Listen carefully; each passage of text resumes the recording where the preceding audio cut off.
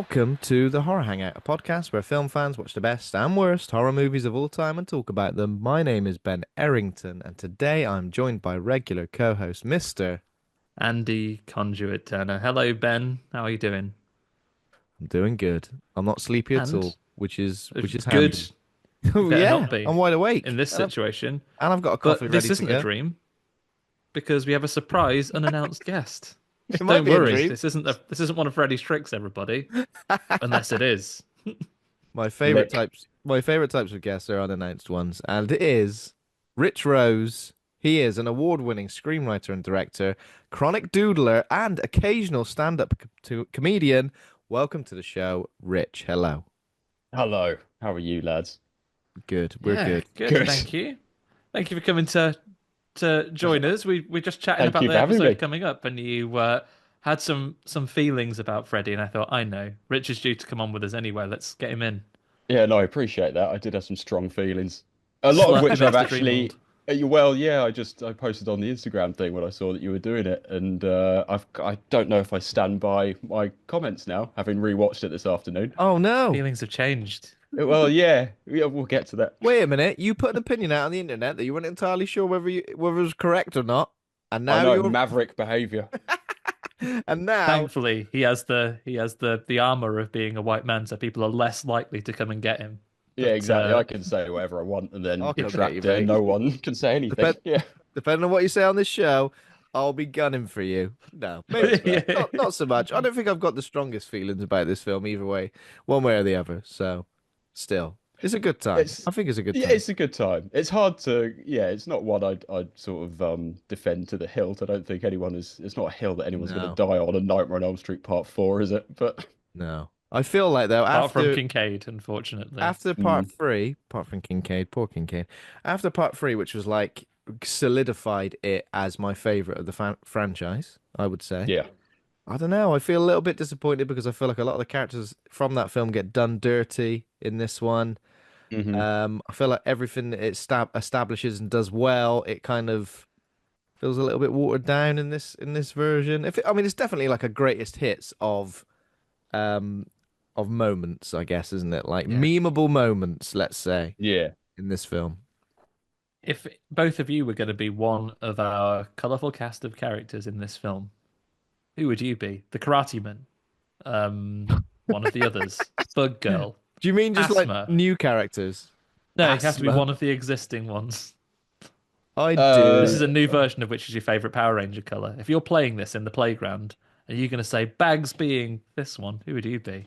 But I mean, the problem is none of them really have characters, and each one only has one characteristic, and it's only used to set up a death. Like at the start, you see Yeah. one girl go, "Ooh, a cockroach," and that's her one defining characteristic. She Yeah. doesn't like them, so of course she gets I turned work into. out all the bloody time. I do. Well, Yeah. you wait till the next time you're Well, pumping snap your iron. bloody arms off, mate. Stop going to the gym when you're tired. Yeah. Am I also right in just in saying it's the two least interesting characters who are left by the end?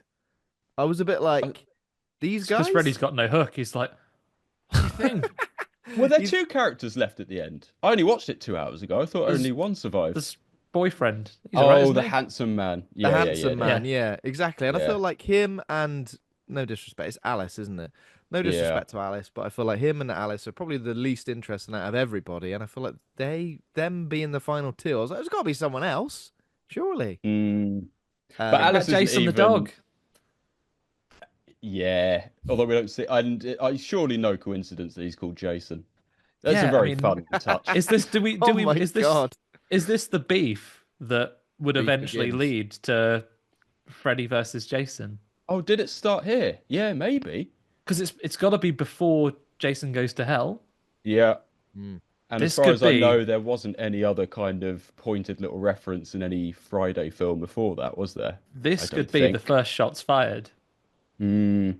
that led to the corporate This is synergy where it event goes of our wrong again. lifetime. This is where the resentment began. Yeah. There even is. I feel like the shot of Freddy coming back to life and sort of pulling his hat out of the dirt is very reminiscent of the shot that does set up Freddy versus Jason. The shot at the end of well, what film was Jason that? Lives? Jason Oh, Lives, no. yeah. When he gets Jason Lives. when he gets Jason struck by Goes to Hell, lightning the and he final kind of comes Friday. together. No?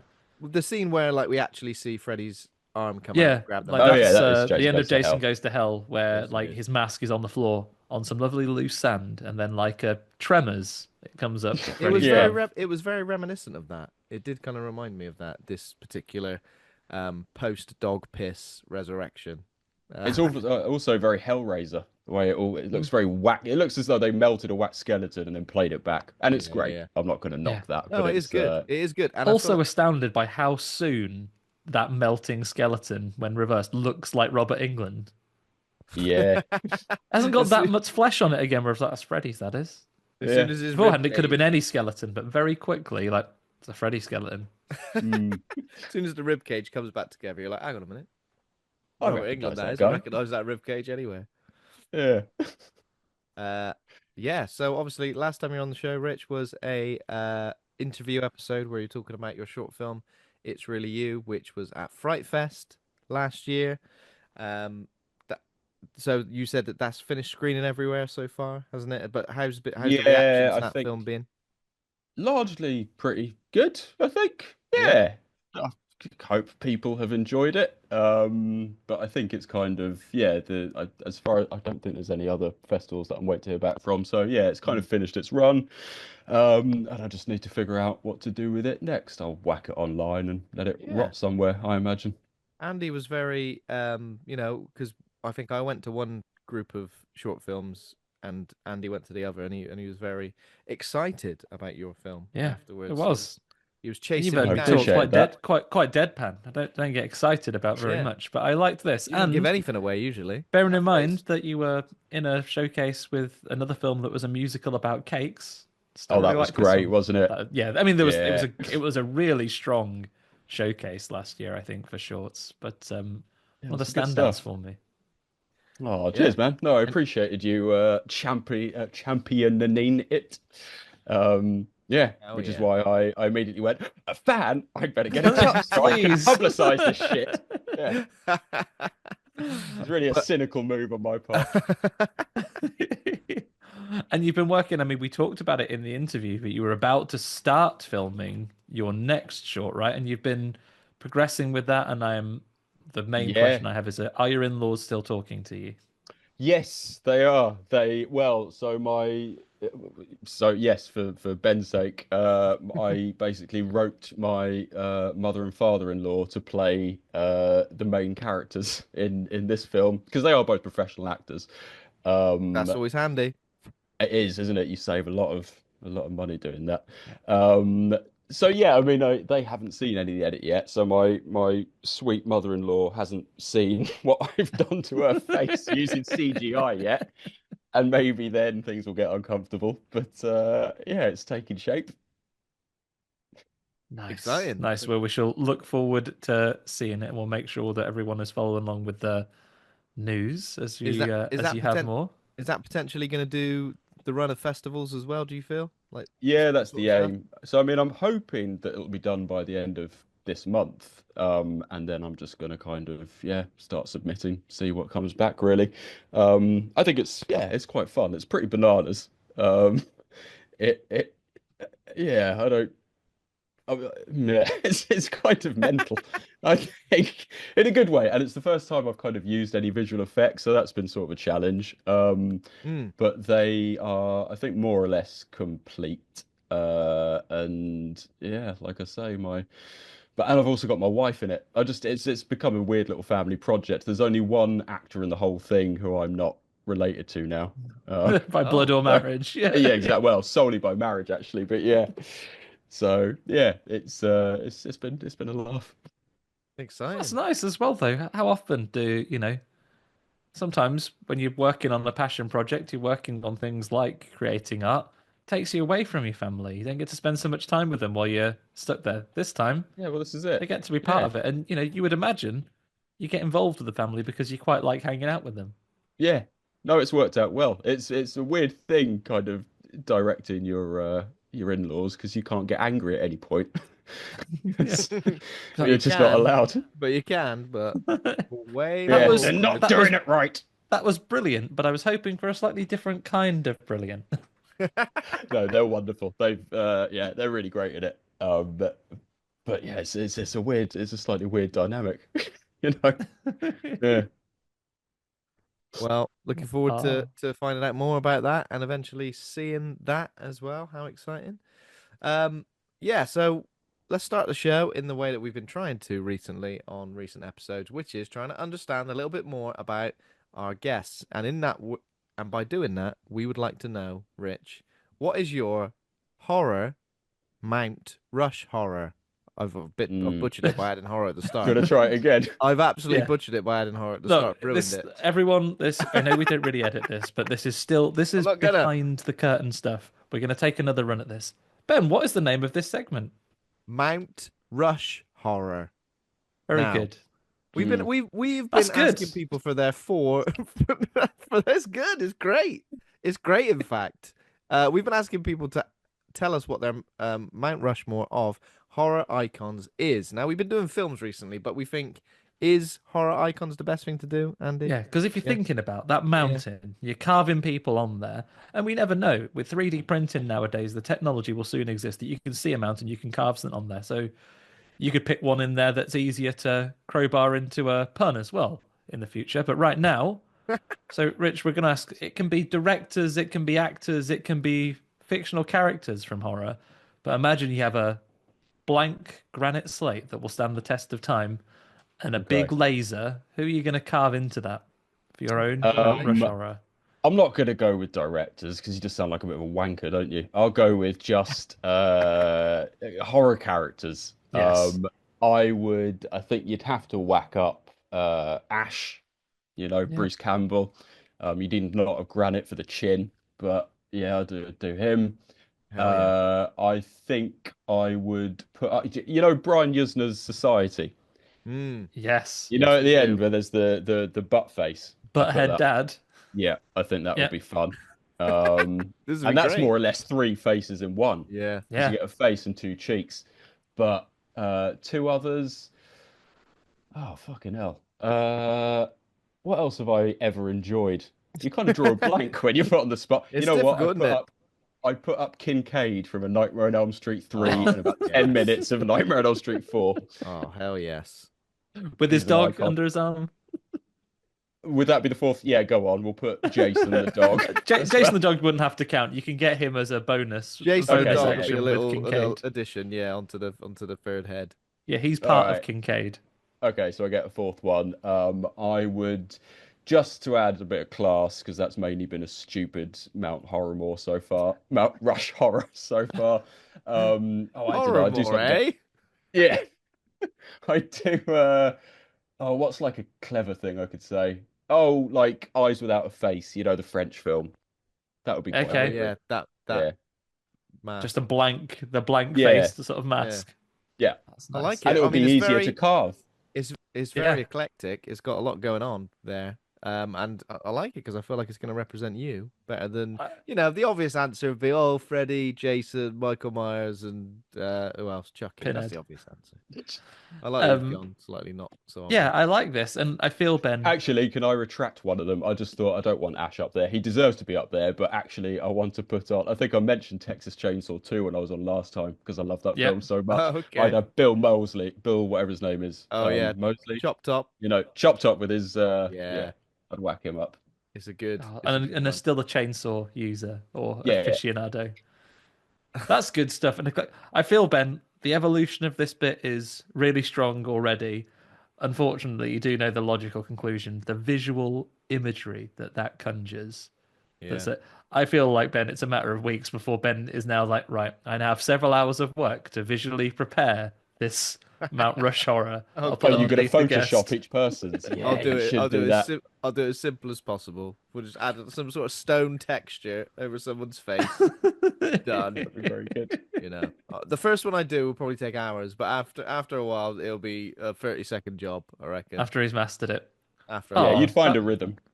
That was very I'd good. find a rhythm. I sure would. I was suspicious for a moment, Rich, that after, because we did that interview, and I think we talked about Frankenhooker, and then a couple of weeks went by, and then I just got a message from Rich out the blue saying, "Just watch Frankenhooker." What the fuck? I enjoyed it. For the Look. first time. Yeah.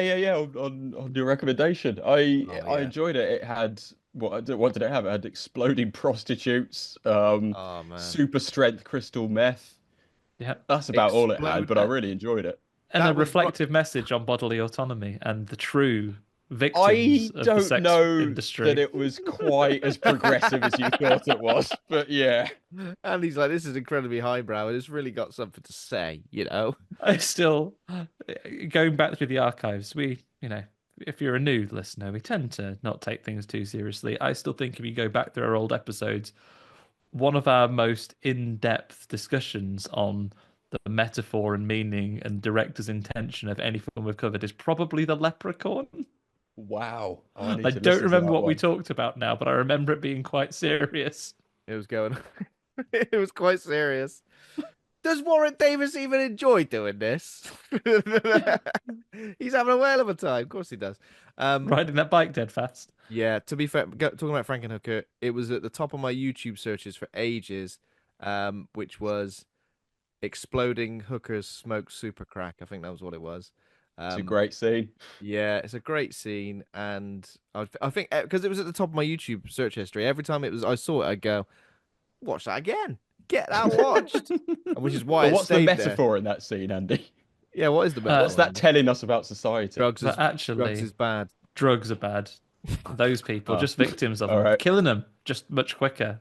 If you remember, he doesn't actually want to kill them. They almost when he realizes the super crack might make them explode. He's like, no, stop it. No, don't smoke the super crack. And they're like, actually, we want it. So it's Yeah. their own There fault. was a That's the point thing at about which I crack, isn't it? kind of, yeah, there was a It's like point during that Pringles. film where I kind of couldn't really tell what his plan was anymore.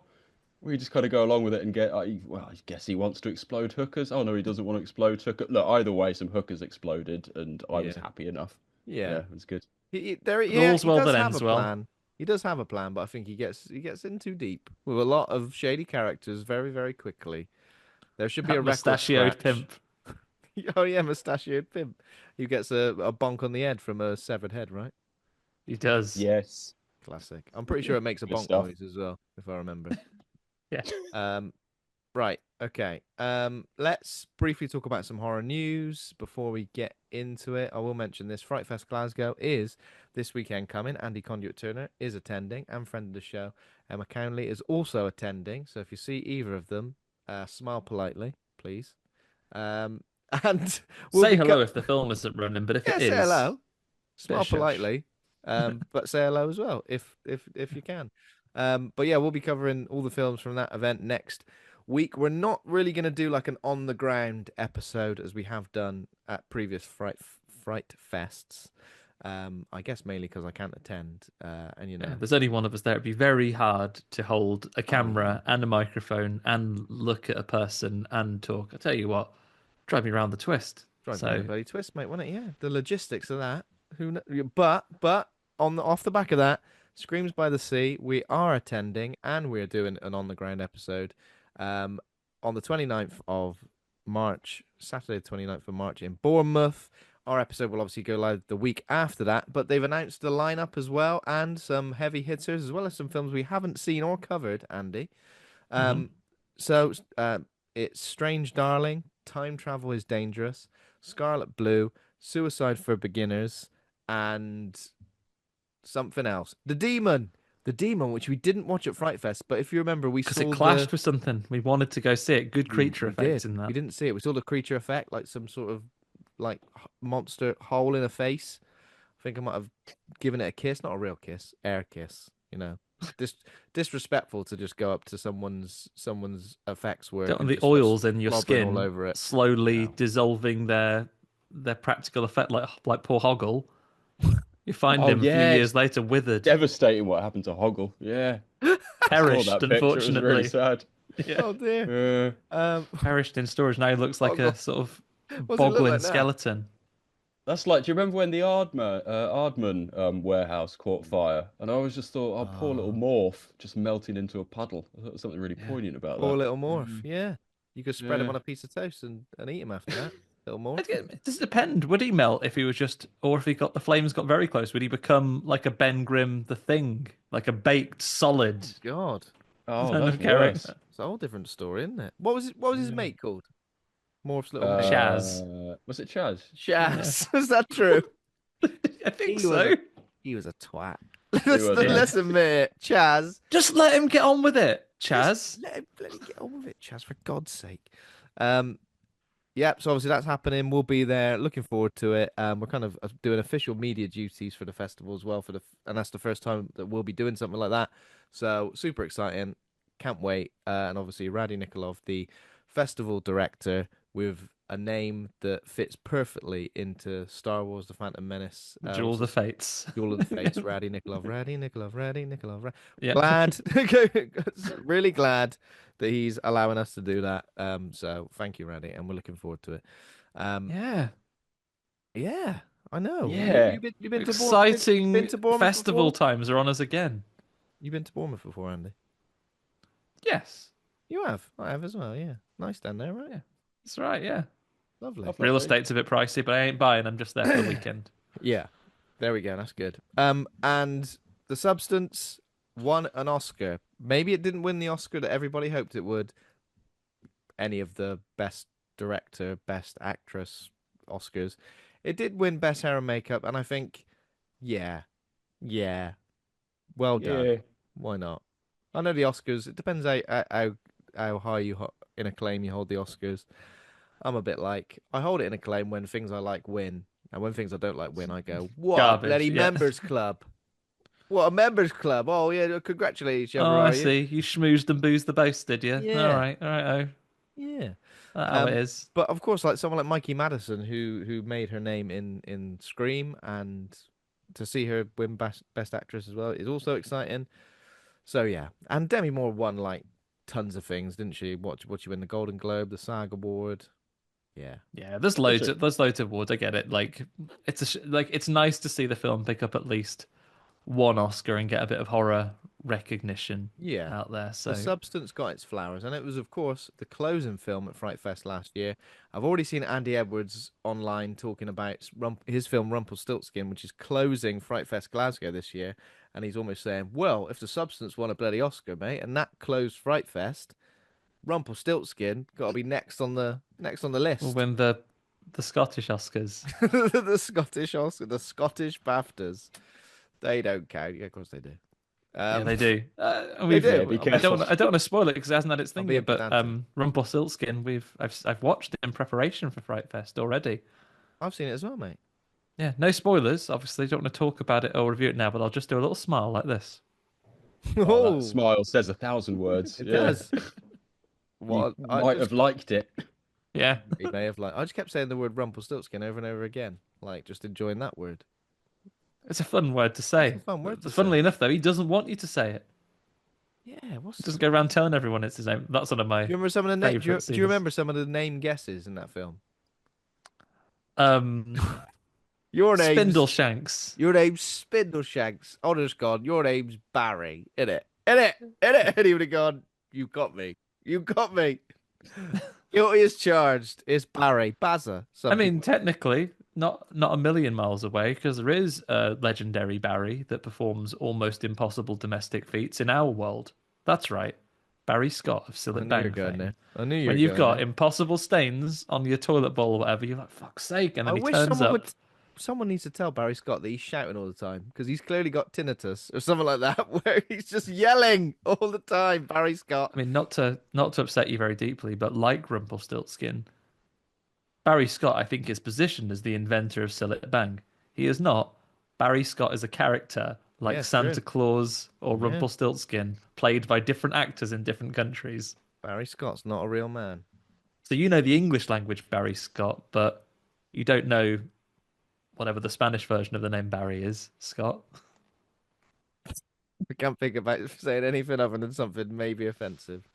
Or just like I assume a language like Spanish maybe doesn't have an equivalent of Barry of all names. no, it doesn't. I say it doesn't like I'm a authority on the matter. I'm not. Okay, I mean that's it for horror news. We've only I got a saw couple of one other things. bit, Ben. Did like, you? I'd like your speculations on this. Come on then. Apparently, along with everyone else in the world, old David Arquette is back. I did hear as this. Deputy Yeah. Dewey in Scream How's 7. this happening then? What? Just flashback? Bloody nonsense. Ghost? A load of bloody old nonsense. It is. I mean, they have got form for there being ghosts in it.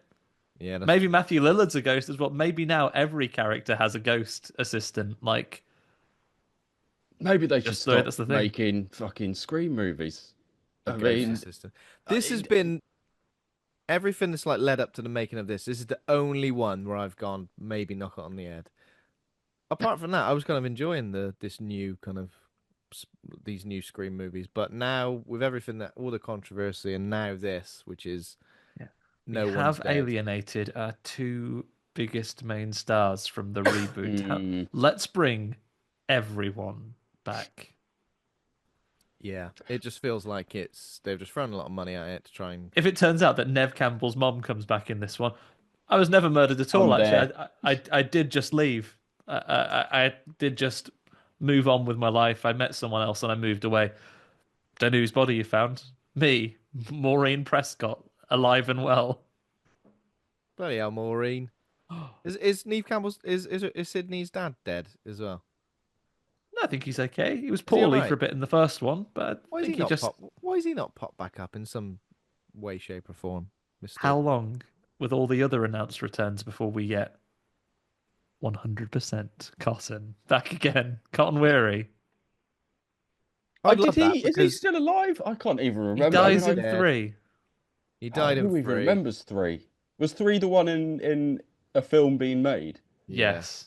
It was Yeah, like that was pretty and it was awful. The If memory director serves. was her brother. Spoiler for Scream 3, but he's back as well, Yeah. isn't he? He's back as well. Right. He's better. They're all back. Yeah. He's better. You know what? Currently, I'm off. I'm off Scream 7, but you could bring back Cotton Weary with Academy Award winning Liev Schreiber, then I'm in. Oh, Oh hell yeah. Yeah. Come on, Cotton Weary. He's ever so weary. He's just like, please don't put me in another Scream movie. Oh, he just comes back. I was tired, actually. Cotton tired. Um, he was like the red herring throughout the whole like first the Scream 2 and Scream 3, wasn't he? Was he in Scream 1? Yeah. Well, he was in prison in Yes. Scream 1 saying it's me. Yeah. I'm Cotton Weary. I'm in prison for killing Maureen. I'm Cotton incarcerated at the moment. Yeah. I'll But then be he with you gets soon. out. He gets out and then Tries to he's live a normal red life. herrings in 2 and I 3. do always feel a bit sorry for him because he was always like, "Oh, Sydney, I know you got me put in prison, but you know what? I'll let you know I don't hold a grudge." And everyone was like, "Fuck you, Cotton Weary, out of order, Yeah. leave him I alone." was wrong. I mean, I guess you probably don't need to have these conversations with the daughter of the murdered woman. Probably want to be silent up to Yeah, the police that's saying, true. "You know, you wrongfully imprisoned me. Do you try to make things right with some form of compensation?" Cotton wrongly accused. Yeah. So, so, that's it. That's it for horror news. Oh, there is a sequel coming to that found footage film Frogman as well. I saw this was announced. Frogman returns. Was Frogman any good? I never saw Frogman. Frogman was all right. It was a very Yeah? like lo-fi found footage film. That was it was a bit silly, but it kind of knew it was, so that was fine. No, Frogman wasn't silly. Surely. Frogman was a Scene. little bit. They tried to play it real serious. It was Criterion Collection's Frogman, but for some reason it didn't work out. I haven't seen the only frog film I have on my watch list right now, which is I'm hoping to watch it quite soon, is Hell Comes to Frogtown. Oh, that does sound good. Yeah, The what's twist that? is Hell is a person. Oh, And I think that person, if I'm not mistaken, is Is that one frog? Rowdy Roddy Piper. oh, shit be. off. What's Wait. this film called? Hell Comes to Frogtown. How Hell can it be? Comes to That's going Frogtown. on How the can it list. be Rowdy Roddy Piper? Because he's definitely no longer with us. Well, it's a film from the past, then. Oh, a film from the past. The way you said it was like you said the only frog film I like. I thought you said like it was on its Oh, way. I have remembered this absolutely correctly. Rowdy Roddy Piper is Sam Hell, and he's on his way to Frogtown. And if this picture is anything to go by, the people in Frogtown are frogmen. What A new breed of enemy has taken this? over the world. Sam Hell has I'm come looking to this take up. it back. Andy, we've done this is episode 374 of this damn podcast, all right? Why have you never mentioned to me before this Hell film Comes to about frog Frogtown. people and Rowdy Roddy Piper? Why are we Uh, covering A Nightmare on Elm Street part whatever when we could be talking about some Hell frogs? comes to Frogtown. Would you like a choice review from Letterboxd on this film, everybody? From our friend and friend of the show, Daisy. She says 4 stars. It's like Mel Brooks and Jim Henson tried to make a porno. Wow. Daisy's words. I don't know Wait, what any of that means, what but I'm looking at the what poster right genre is now. this film, Andy? It says, according to the Letterboxd profile, It's wrestling. 1988. Hell comes to 1988. Frogtown. Same year as Nightmare on Elm Street 4. Ah, It is an action comedy sci-fi. It doesn't say horror, but I'm willing to put it Yeah. up here. You got to add horror And on there, related films include Frogtown 2, Toad Warrior, and Max Hell Frog Warrior. I'm not sure if they're actively related or just have similar names. and Sam Hell is one of the last remaining fertile men in a post-apocalyptic world populated by both humans and mutant amphibians. Why is he Oh, the last? wow. Why is he? Why is he the last fertile And it's man? 88 minutes long. There you go. There's another Some fact. sort of bomb went off, and he went, "Quick, cover the Franken beans with a nice bit of lead, to stop them getting Yeah. obliterated." He was The old safe. swimmers. And then There's two most- sequels. There's Return to Frogtown and Max Hell Frog Warrior. Should we Bloody sack hell, this mate. film off today and just come Should. back and do one of the frog movies later? I think we have your next appearance booked, Rich. I think this is confirmed. Any of them, any of the frog films, I'm happy with. There we go. We should probably There start we number go. one. Always thinking about the future, eh? This poster looks great as well, you know. Yeah, It's a cool, isn't future it? where no one is fertile anymore because of a frog-related incident. Bloody frog. So I'll be thinking about constantly from now on. Turning the bloody frogs gay. That's what. I mean, That's where to be- Alex Jones got this from. Okay, let's talk about what we've been watching in the last 7 days, or potentially longer for you, Rich, seeing as you're not on the show every week. Anything that you've seen, horror or horror adjacent, that you would like to recommend to our listeners? Anything you've seen recently? The last film I watched was about 2 days ago. I watched Leviathan from 1980 something or other. Oh yes, with Daniel Stern and Evelyn from Yeah. the He-Man movie. Is it Daniel Stern? It has what's his name? Paul Marv. Weller, Peter Weller, who plays. Oh yes, so RoboCop, Marv, Yeah. and Evelyn in Yes. one film I'd love it together if it at had last. Paul, if it had Paul Yeah. Weller in it. It'd be fantastic. Yeah, not Paul Weller. You know what I meant. We yeah, did. It We was, did. It was fun. It wasn't as fun as I wanted it to be. I think I wanted more gloop. I wanted more. I wanted to see the creature more. But you know, I'm being pedantic. It was perfectly serviceable. Yeah. That's my review. What kind of creature is it? Just like a weird mutated sea I monster mean, to thing? all intents and purposes, it's the thing in Yeah, underwater. it's got like human faces on it, right? Yeah, one of them. Yeah. Yeah, it was fine. This has been on the list for me for underwater a while, thing. you know. I would like to watch this. I think I have it on. It's- I think I have it on the list for an episode because I think it's stupid enough that there's Yeah.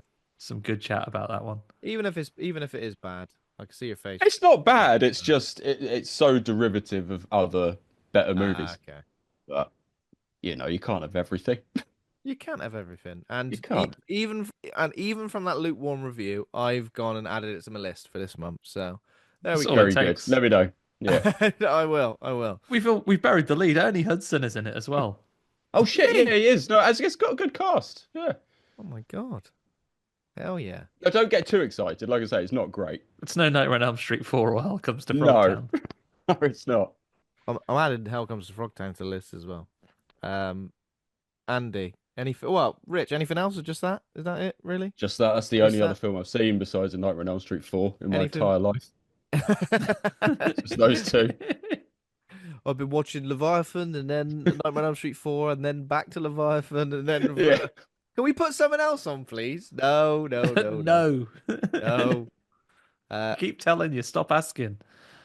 Andy, Um, can I just I'll mention one thing because you've seen this and now I've seen it. I watched Presents. Oh, The Presents, which Steven I can't help but Soderbergh. say in the Jim Carrey at the end of the Grinch. The Presents. They'll be Presents. destroyed. This is quite unique, isn't it? Obviously, a shot from the point of view of a ghostly presence in a house, in a new house that people move into. I quite liked it. I thought it was pretty well. I think the cast were all pretty good. It was kind of yeah, quite unique. I wasn't entirely. I think by the time a certain reveal happens, that was then when I was like, well, that's a bit rubbish. Not really. That's not really the reveal I wanted or expected. Um, but still, I think just from You a wanted filmmaker Shyamalan to be standpoint, someone's uncle. That's what you wanted. well, do you know what I mean? Without ruining it, do you know what I mean? Yeah, it's still pretty new, and Yeah, yeah, it's still pretty new. I won't ruin it, but it's almost like I don't know. The person like you're the whole time you're thinking, who could this ghostly presence be that we are seeing this world through, the eyes of? hmm And then when it's revealed who it is, meh. I mean, it's kind of there are some interesting things that it's experimenting with, and they're like maybe a time loop. That's not really a spoiler, but yeah, maybe a time loop because ghosts can appear anywhere in time. yeah, Yeah, I think it's really interesting. I think conceptually, I said this at the time, it's a really cool, fun way to make a movie. yeah, And I know that, obviously we had Screen movies that were big. Does it have quite the same broad appeal as them? Maybe not, but I would see more films from like the POV of like yeah, a ghost or a yeah, spectre. I definitely, think it's got some good, interesting potential. yeah. Um, and I guess while I mentioned it, I also saw a couple of things on Shudder. So I saw Little Bites, which is I guess a kind of like vampire film directed by Spider One. That's right. Um, that's what that man's name is, Spider One. Guess when he has a Spider kid? Juan, like Spanish for John. No, Spider One, One. Maybe when he has a baby, Spider Two, So yeah. and so on. This was kind of okay, but it added right. So a lot of like horror royalty cameos: Heather Langenkamp, Bonnie Aarons, Barbara Crampton, etc., etc. Kind of took me out of it a little bit, and I feel like the main story wasn't very strong to keep me kind of locked in for it.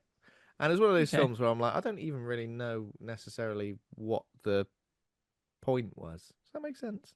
Does that make sense? Does that make me sound like the most negative? You'd just like the vampire Abbey kid, wouldn't you? Be like, well, it's time to move on. Yeah, there's a bit like that. And I also watched a film called Invoking Yell on That's a Shudder. horrible title. I've no don't know what the film is about, but Yeah, that's the invoke. clunkiest title I've It heard in a should be while. Invoking Hell, right? Yeah. Have you I just almost typed it feel, wrong, Ben? I feel like is it a bad translation? And that's not me being Invoking Yell. Invoking Yell. And it is a Chilean film set in the 90s. Three 20-something black metal. I was going to say fans, but I think they're actually in a band. They go into the woods to shoot a demo tape or like record some stuff where they're like, oh, some people died here. We're going to record like the noise of the noise of death. I don't know.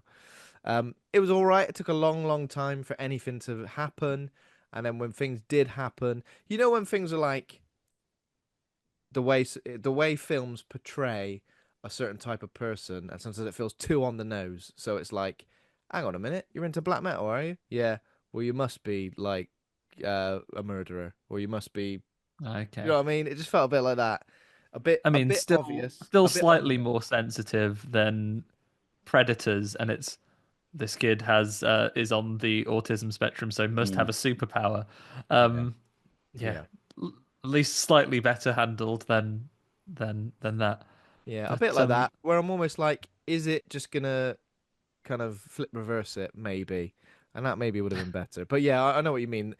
The title's a bit of a mouthful, but this is new on Shudder as well. I think Little Bites was on Shudder from a couple of weeks ago, and Invoking Yell is I pretty think new you've on there. probably just hit it on the head when you talked about it being a translation, because invoking yell reads doesn't very mean much like anything.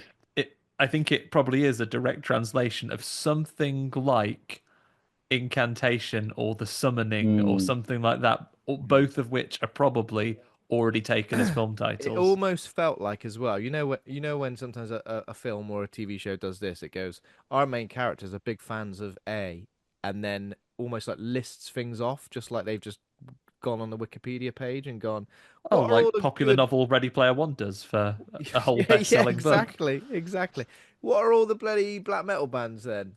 Right, let's get someone to just talk at the camera about this, and then oh yeah, they must be a big fan if they know all those bands. Felt a bit like that. You know what I mean? Congratulations, everybody! You've written a list. I did feel like that. But the performances. There's three leads in it, and they're all pretty good, I would say. So if any Cool. film's gonna help it, but maybe one of those films that like goes, hey, this is set in the 90s, but like it doesn't quite feel like that, even though they've obviously added some sort of overlay on the footage. It doesn't quite have that kind of like 90s found footage feel to it. It Okay. just kind of feels, yeah. I don't know. Speaking of your Shudder adventures, Ben, did I see you'd watched Dark Match, Did I the watch what, wrestling sir? one? Dark Match, the I wrestling did one. watch Dark Match. Yes, I did. A couple of weeks ago now. Not sure if I mentioned it Don't on the think you show. did. I Excuse was me. waiting with Sorry. bated breath. With Thought Ric bated Flair My was breath. breath here was for a too second, bated. Rich, Sorry. after you've conjured wrestling. No, I'm all good. So Carry on. a film mixing like pro wrestling and satanic cults. I mean, it should have kind of been nailed on to be great, but again, a bit heavy-handed, a bit obvious with the it's a satanic cult. There's a performance from the lead, Aisha Issa, who plays a character called Misbehave. Very nice. Um, Very good. she's pretty good. Or a goodie if you were a little in the Mr. Men books. Or a goodie if you're in the Mr. Man books, exactly. Chris Jericho, he's doing what he does, isn't he? Chris Jericho. I mean, there's nothing Yeah. more to say. Being in Um, films these days, being that's in his film, job. being in film. Stephen Ogg, obviously you'll know him from tons of things. Grand Theft Auto 5 being probably the one thing everyone recognizes him from. Scared Shitless was something we saw him in recently last year at Fright Fest. Um, he's pretty good in it as well. But the wrestling's kind of okay. I think they sometimes when films like genre films like this try and do a pro wrestling angle, they sometimes like don't really focus on the characters or what makes pro wrestling actually fun. This film does, so that's pretty good. Okay, But cool. but story wise, maybe lacking a little bit. There's like a guy playing like a luchador who's like gone through a vow of silence, and I guess yeah. Yeah, I don't know. It was all right. It was fine. Perfectly fine, Yeah. Andy. All right. So none of us watched anything particularly good in the last week, Well, is what we say. Oh, have you got one? Well, here we go. well, Andy. I mean, most of the stuff I've been watching this week has been again Fright Fest Right, prep, so Flesh. I get time to go and have a meal in between films. Otherwise, it's a bit of a slog to get through everything. So I won't talk about that yet. But what I will talk to you about is, of course, episode 6 of my ongoing drama as I watch through contemporary television program Friday the 13th, the series 1987 to 1990. And I've Fantastic. reached episode 6 now, and we get messages about people have been enjoying these little recaps, living vicariously if they haven't got the time to watch I don't know uh if you've also seen almost Andy, but 40-year-old series. you've also inspired lots of people. I say lots, definitely one I know of. Regular listener, Mr. Stephen Christopher, to purchase the DVD box set just as you have done. I did, and I have. If it wasn't over there, I would bring my copy of it It's all the way over up there, mate. onto the camera.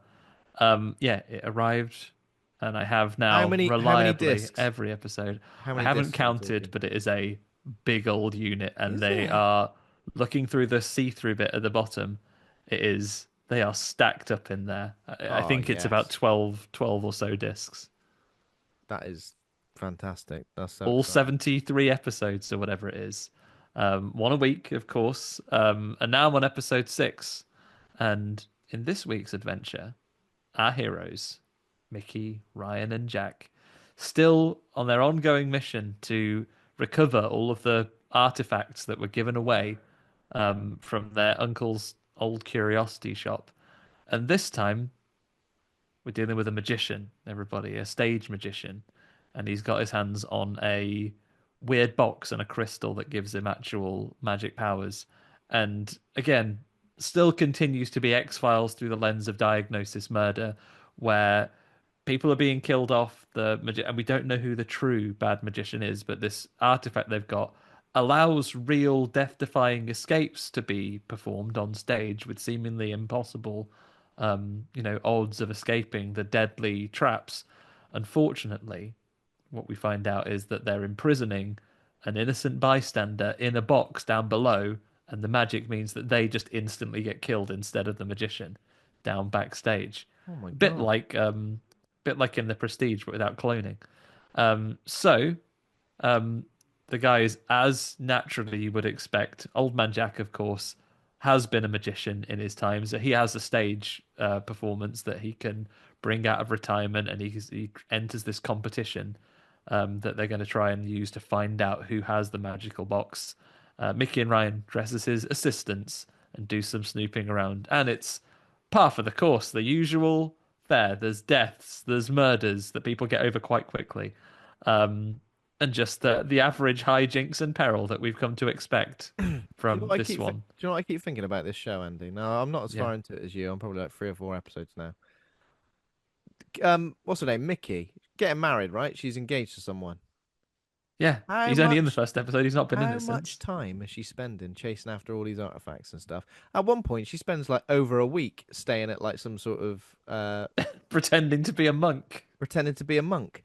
I'm almost like, and also, And have she you got made to noticed? fall in love with that man for a few minutes in the Cupid episode. Yeah. Have you also noticed they're going after artifacts that they didn't even sell? They were sold prior to Yeah, them. the uncle was chipping him off for years. They're not responsible for those. I'd I'd be having a word with all of them and saying, first of all, you should be getting married, you should be focusing on other things. Second of all, these other items, forget about it. Not your fault. A fiance's a big company man, though, Ben. We saw him in that first episode. He was like, "Oh, hurry up! We've got to get to the company picnic. I thought we'd announce our engagement. He's boring. It's not going to work out." I thought after maybe like about 20 episodes, you could start going, oh no, and there were also these artifacts that were sold before we did. But they've got straight into it. Like episode 3, they've gone, oh, and this bloody teacup was sold 3 years ago. to Lady Di, The Lady Di. the punk singer, Yeah. Do you remember an what, old do you, woman. do you remember what her song was as well, Andy? Oh, it is a punk cover of "I'm a Little Teapot, Short and Stout." If you thought you Royalty wanted free. anything in this world, it was a punk cover of I'm a Little Teapot, Short and Stout. Which is constantly on the radio. Who's listening to that? Who is listening to that? Well, as you Wait know, till you Ben, hear this. main character Ryan. It's one of his favorite bands. Awful. That is like the writers of that show just couldn't be bothered to even come up with a fake song to appear in it. They're like, what if she did a cover of this? Oh yeah, why not? I mean, don't knock it, Ben. And think about it. You ask anyone, do you know this song? "I'm a Little Teapot." Most people, yeah, bigger than "Let It Go" from Frozen. Yeah, maybe Everyone you're knows right. that. So yeah, this continues to be an absolute delight. If I have any criticism, maybe a little bit of a filler episode here. No high stakes, no little kid that's actually a demon on this one, but continues to be very strong stuff. I'm looking forward to the next episode, which will be entitled Dr. Jack. I imagine they're going to a hospital.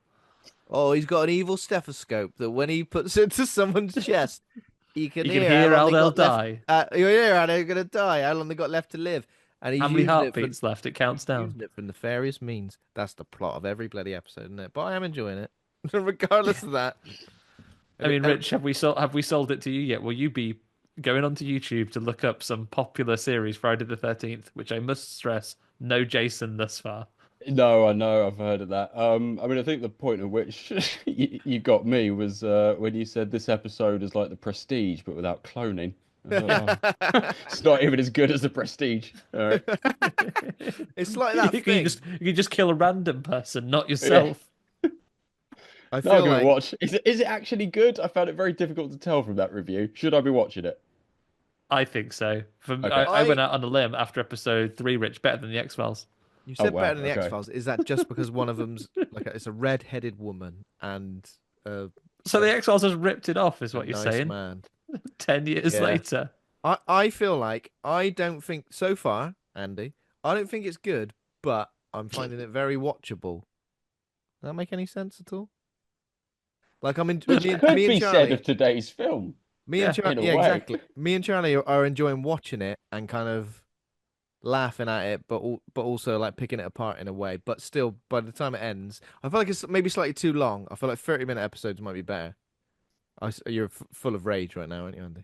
Full of rage because this is what I was going to reveal, Ben, that I've got the cast coming on next week. They're not. I haven't spoken to them, Can you but imagine? it's going to happen. I'll take it back immediately. Yeah. Yeah, you'd be like, oh, but which one's your favourite though, Ben? If you gun to your head, Mickey, Ryan, or Jack. If only one of them could come to your birthday party, Which one are you inviting? I mean, it's got to be Mickey, right? She's the most dynamic of the lot. Jack, is that the old man? Yeah. What's he doing? Forcing himself into all these different scenarios. He's like, going, what's that? You're all at college? I'll just turn up. I'll just He's got turn all the up. skills though. I'll work on He the runs a bar. bar. He's a magician. He apparently next week is going to be a doctor. Bloody hell. Oh yeah, he's Jack, isn't he? Silly me. Yep. I'll look forward. I'll keep going. Only 70, no, probably about 69 episodes left to go. Yeah, we're getting there. We're getting up there. Yeah. Apart from that, sorry. Film of the week, My which second is highlight of the week. Nightmare second on Elm highlight of the Street. week. We're finally cracking on with A Nightmare on Elm Street, the franchise. Obviously, we've done the first three. And this week, it's A Nightmare on Elm Street 4, The Dream Master, which is a 1988 American fantasy horror film directed by Renny Harlin and the fourth installment in the A Nightmare on Elm Street franchise. What have we got in terms of story? Freddy Krueger returns once again to terrorize the dreams of the remaining Dream Warriors, as well as those of a young woman who may be able to defeat him for good, because she's really good at doing kung fu and stuff in her dreams. Well, actually, she just absorbs that power from someone else, I'm assuming, right? Uh, who have we got? She's the Dream Master. She's the Dream Master, yeah. Lisa Wilcox, Danny Hassel, Robert Englund, of course. Tuesday Night, yes, that's a real name. What a name. Wicked name. Wicked name. And lots and lots of other people as well making up the the very colourful cast of characters you see behind me. Some of the most 80s hairstyles you'll ever see. And covering a lot of 80s tropes. You've kind of got the jock. You've got the geek who's got bloody asthma, obviously. You've got the kind of like edgy, what would you say, like the edgy bad boy, the clean cut girl, the woman with big hair who likes doing exercise. I don't know. Yeah. Womanizer, Joey. Spent a few Womanizer years being Joey. mute and now right Well, yeah, he player. was mute, wasn't he? Joey, I preferred it better when you were mute, mate. Shut up, going on about it. Okay, so in All terms of them, glad to say, all of the original Dream Warriors have recovered quite well, both socially and mentally, from that's what I was being thinking. institutionalized only a year earlier. Institutionalized, and at least they're all now back in mainstream education, and they might all be pretty much on Freddy's hit list, but they're doing all right. Love it in an 80s film where basically you witness a murder and then go to school the next day. Yeah. Did you hear that someone died last night? Yeah, I did. About 8 people I think did. this movie is probably the most like egregious example of that I've seen outside sort of the Final Destination films. There's one point in it that when her mum goes, she comes in and goes, "How would you feel, mum, if two of your friends just died?" And the mum just goes, "You're just tired." You go, the fucking yuppie parents are the real monsters in this, Yeah. not Freddy Krueger. This is horrible. Yeah. You're And just also, they tired. started it by murdering Freddy Krueger. Yeah. Well, That was then he horrible. did murder some other kids first. Well, yes, it's a chicken and an egg It's situation. a chicken and egg But scenario. what we have to be very clear about in the original Freddy franchise is it's okay to find him funny because he wasn't a paedophile in this version. He just murdered children. Yeah. It's difficult It's to okay laugh to find it with a funny. paedophile, but with a murderer, sort of. Yeah, because he was just a murderer back then, Yeah. and kids can be annoying. Like, Oh God. Bloody hell. Also, the mum like sneakily feeds her sleeping tablets as well. And Yeah, I it's don't a know if very you. irresponsible movie. I don't know if puts you've it in ever some had. cheese like she's a dog. I What don't you know if done? you. You Just killed me, rub her Mum. throat. Yeah. Yeah. I don't know if you've ever had sleeping tablets either, but as soon as you'll be fine until you realize you've had them, and then you go, "Oh bloody, I'm on my way now, bedtime." And unfortunately, Mum, you have given me sleeping pills in literally the only town in America where there is a bloke who'll get you when you're asleep. Yeah, awful. Also, at some point, someone's like, "I can't go to sleep." Well, what are you doing then to avoid going to sleep? Just working really hard, doing every shift under the Yeah. sun. That's the opposite. That's gonna have the opposite effect. What's wrong with Gonna you? knacker You're you, more you tired. idiot. Yeah. Yeah. Have a sit down. No, don't sit down. Just stand up. People fall asleep in the weirdest places as well, like on the toilet with literally your trousers around your ankles. Yeah, and the nerd. Even though she stayed up all night cramming for the exam, I don't buy that the asthma nerd would fall asleep in the exam. I No. also don't Crash buy that the afterwards. teacher wouldn't go, "Oi, wake up!" Like Wake up. Yeah. Um, Yeah. it's sloppy storytelling, is what it is. There, I I feel like said it. Freddy has the dream power equivalent of like just leaning on the central locking of a car door. Once you've fallen asleep, he's like, "No, you're in. Door's locked." uh, Did you have any choice reviews, Ben? I yeah, feel yeah, we've got yeah, into yeah, the yeah. hot Okay, takes too sorry. early. IMDb. So ratings for this film. IMDb 5.6 out of 10.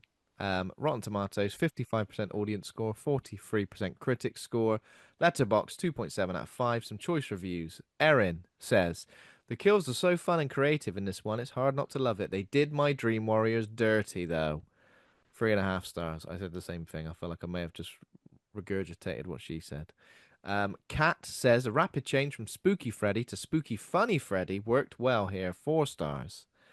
Haley says, "Whose idea was it to have a dog piss in fire to be the reason for Freddy's resurrection? Like, That's the holy best shit, bit. man. That is the Yeah. best bit. It's no, that's bit number one, isn't it? 2 stars." And then Jacob Knight says, "Can't hold a fucking candle to Dream Warriors, yet makes you nostalgic for when even low-rent horror sequels look like this. Big, beefy, colorful visual palettes, wide-angle lenses, massive sets, overworked fog machines, goopy special effects, gnarly kills, and an amped up climax." 3.5 stars. Yeah, that sort of like green and pink color palette was like constant in this one, wasn't it? I've definitely Yeah. noticed it in Nightmare on Elm Street films before, maybe the second one, but this it was like it was right there. It was in almost every dream scene, I guess. So there we go. Do you have a favorite Nightmare on Elm Street film then, Rich? Oh, absolutely, number three. I'm with you on that. Yeah. Yeah. And I think, I mean, so, I've watched each of them a bunch of times, but I've never kind of, watched them through a critical lens before. Mhm. But, going on this today, I watched it earlier. I was like, well, I better put on my cinephile hat so I have a Yeah. proper, opinion. And it kind of occurred to me, I think this is actually the least adventurous of the entire franchise, Hmm. in that I think it's the one that tries to do the least, because like there are definitely shitter films, in this series, like the two that came after it, but for all their flaws, they try and actually do something a bit different. In part six, you've got that sort of Twin Peaks-esque city, town where like all the kids are dead and the parents are sort of mad, and Hmm. it's got a whole Freddy backstory where Alice Cooper is his dad for no real reason. And the one before that, it's got, fetuses that dream, which doesn't work at all, but at least they tried it. In this one, it's like they just watched part three and went, oh, okay, well, what worked there? Yeah. Quips and deaths. And as a result, you get a series of kick-ass set pieces, but you don't get much more than that. And I think that's kind of like its downfall and what it's got going for it. Yeah. Is this the one that was described as like the MTV of Nightmare on Elm Street? Yeah, which you can Yeah, kind of and it see. does feel like that, doesn't it? It almost feels to the point where I'm like, and I haven't felt like that with any of these films yet, where I kind of just go, "Oh yeah, that's the GIF. I've seen that GIF. I've seen Yeah. that GIF loads. The sunglasses bit and stuff like that." I definitely need to rewatch some of the older ones because it's been like a long time for some of them. But yeah, I think I agree. This one kind of just tries to copy and paste Dream Warriors, essentially, doesn't it? And I feel like that film. I mean, I understand that because I feel like that film perfects the sort of formula of these Nightmare on Elm Mm. Street movies. Um, I but But mean, yeah, also not to be part of the real basic. reason. Sorry, you first. But there you go, Rich. Go. I was just going to say, I mean, part of the reason that, I mean, it's like they kind of boiled it down to the most basic parts of what worked in three, because it isn't just grotesque deaths and sort of elaborate set pieces and quips. It had heart, but also the like what works so well in that film is that it's like really self-contained. They're all in an institution, so they're all forced into one environment. And then when you get back to kind of a sprawling high school thing, it just, I don't know, it feels just like a slightly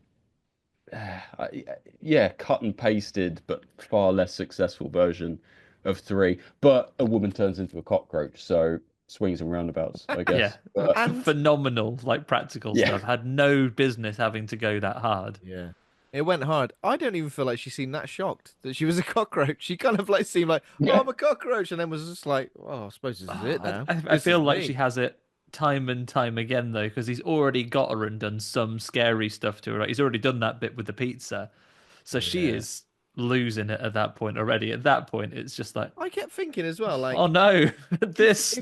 if you're doing those sort of like skull crusher things, which is what she's doing, almost like that, would your arms are supposed to bend that way? So why would they? If they were going the other way, you'd be like, okay, that's why they would break. If they're going that way, you're like, I'm all right, I You suppose. got Freddy pushing him down though, Yeah, ever so hard. I suppose bloody Freddy, and he is freakishly strong. Yeah, he's a Freakishly bad What strong boy. was for a his man of his stature. What was his quip at that point? I'm trying to remember. Like every death has a quip. I Yeah, remember what when was he his quip? squeezes the cockroach thing. He goes, "Well, you can check in, but you can't check out." But he says something Roach as well when he motel, pushes yeah. the weights down on her. I can't remember what it is. I can't Feel the remember. burn or something Feel the like burn. that. It's Yeah, not it like probably feel is the Feel the burn. Burn. Oh, I mean, Freddy, he says bitch a bit less in this one than he did last time. Yeah, there's no Um, welcome to. I mean, nothing here hits the heights of Welcome to Primetime, bitch. Let's yeah. be No. real. But I mean, second only to that is maybe the Kelly Rowland got your nose right in the Freddy and Jason era. oh fuck yeah, that's a good moment.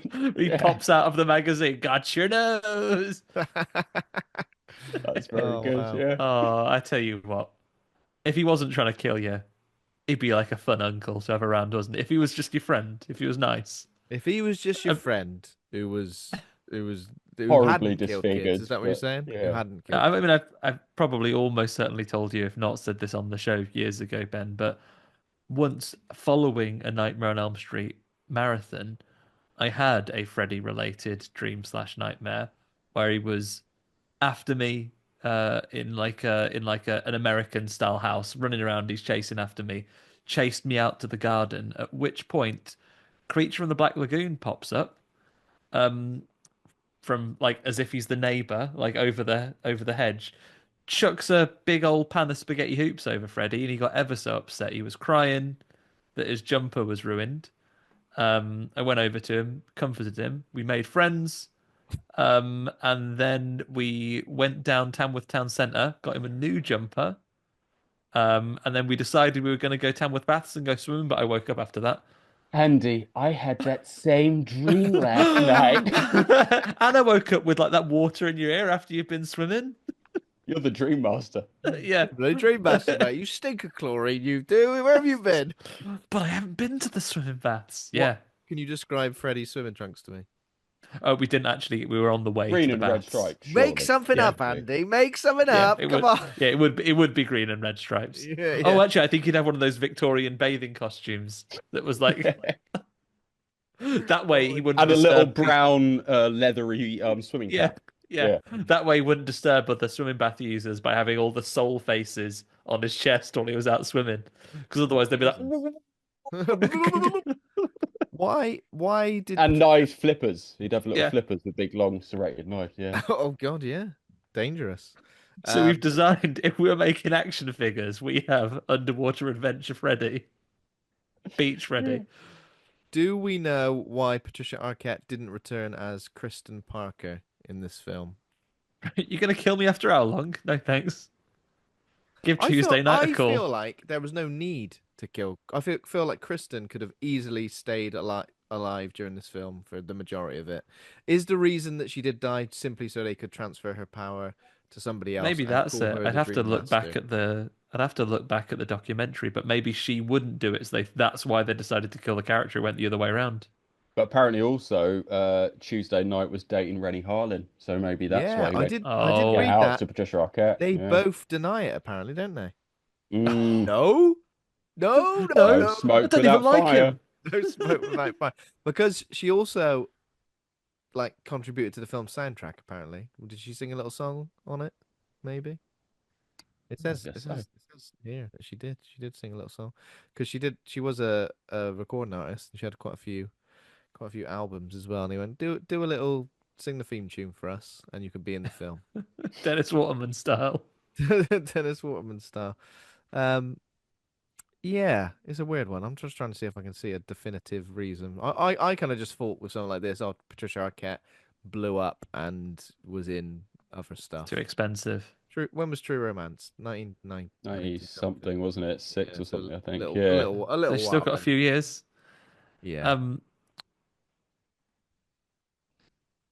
Yeah, So good. Like it's good to see Freddy back. I mean, you talked about your favorites. I have a lot of love for the Dream Warriors, but having watched the 4K restoration at Fright Fest, in fact, it's hard to hold a candle to the original as a horror film. hmm, Mm, Still, this is, I agree with both of you. This is a bit more of the same mm, that we got from the third one, but without the same containments, which for some parts allows them to go a little bit crazier, but it means the connective tissue perhaps is less connective. yeah, yeah, definitely feels like that. But there are some cool things that I want us to go Yeah. through. Okay. So we start. So it's 1988, a year after the events of the previous film. Kristen, Kincaid, and Joey have been released from Western Hills and returned to their normal lives. But unfortunately, Kristen is still having bloody old dreams about being in that dirty, dingy old boiler room. And rather than just No, suffering on kids her own, skipping outside, ever so boring. she's gone, Kincaid, Joey, get in my dream with me, help me out. And they're obviously fuming about it, as you would be. I think you would be, wouldn't you, if someone kept like bringing you into their dream, unless it was like a good dream. Come into oh, my dream, Yeah, where you never call me when you're at Alton Towers with Batman in your dream, do you? it's always in a fucking boiler room. Yeah. Yeah, never call me into your dream when the A team are taking you to at Burger King. Alton Towers with Batman, because all I'm dreaming is I'm in the queue. That's all I'm dreaming. I just want to get to the bloody. I got fast Oh, pass and everything. Batman could spring for Fast Pass. Yeah. He just shoots his My grappling friend hook. Bruce Wayne gave me these access all Oh areas yeah. tickets. He'll just shoot the grappling hook onto the Nemesis as it whizzes by. Yeah, See you, mate. exactly. All the Already, best. already, you're all imagining how fun Alton Towers with Batman would be. Imagine though, he's on the ride, and as soon as it takes his ride photo, his mask's like half coming off, and he's trying to keep it on. Oh yeah. And then he has to go and hack Oh, into the that getting out. mainframe of Alton Towers to delete that photo. This is a great plot. So you've got things that you could do after it closed, even as well. Oh, You God. wouldn't be scared at the That's haunted house. You'd that's the hold your thing. hand while you're going around there. You sure would. So yeah, obviously Joey and Kincaid are, it says here, disgruntled, and I agree. They're obviously, they insist They that were Freddy's disgruntled. gone. Yeah. They insist that Freddy's gone. Stop calling us into your bloody dream. I've had enough. It freaks my dog out because you called the dog into the dream as well, and he Yeah, she definitely said Joey Kincaid. She didn't say Joey Kincaid and his dog and Jason. his dog Jason. That's why she gets bitten, because like, you deserve this bite for dragging me in here. It would be freaky for a dog, you know. Dogs are freaked out at the best of times. Let alone just randomly appearing. Especially if you're in a dream. Like, this is not the type of dream that I, a dog, typically have. Yeah, I'm always chasing Barely rabbits. anyone has a conversation in my dog dreams. Yeah. Why isn't it in black and white? Yeah, people confused. I Oh. almost never dream about being in a boiler room, something that I, a dog, probably have no context for. So what is Also, where is that fucking boiler room? Because it's never clear. In the No. first one, I assumed it was in. Is it meant to be under the Elm Street house or the school? But then in the second one, it's in like a big It's further abandoned away, isn't it? factory, isn't it? It Yeah. is like a Gotham City, like villainous hideout, like Yeah. on the outskirts of town. Just an entire factory that is all boiler That room. makes boiler rooms. Yeah. We make boiler rooms in this factory. Yeah. Yeah.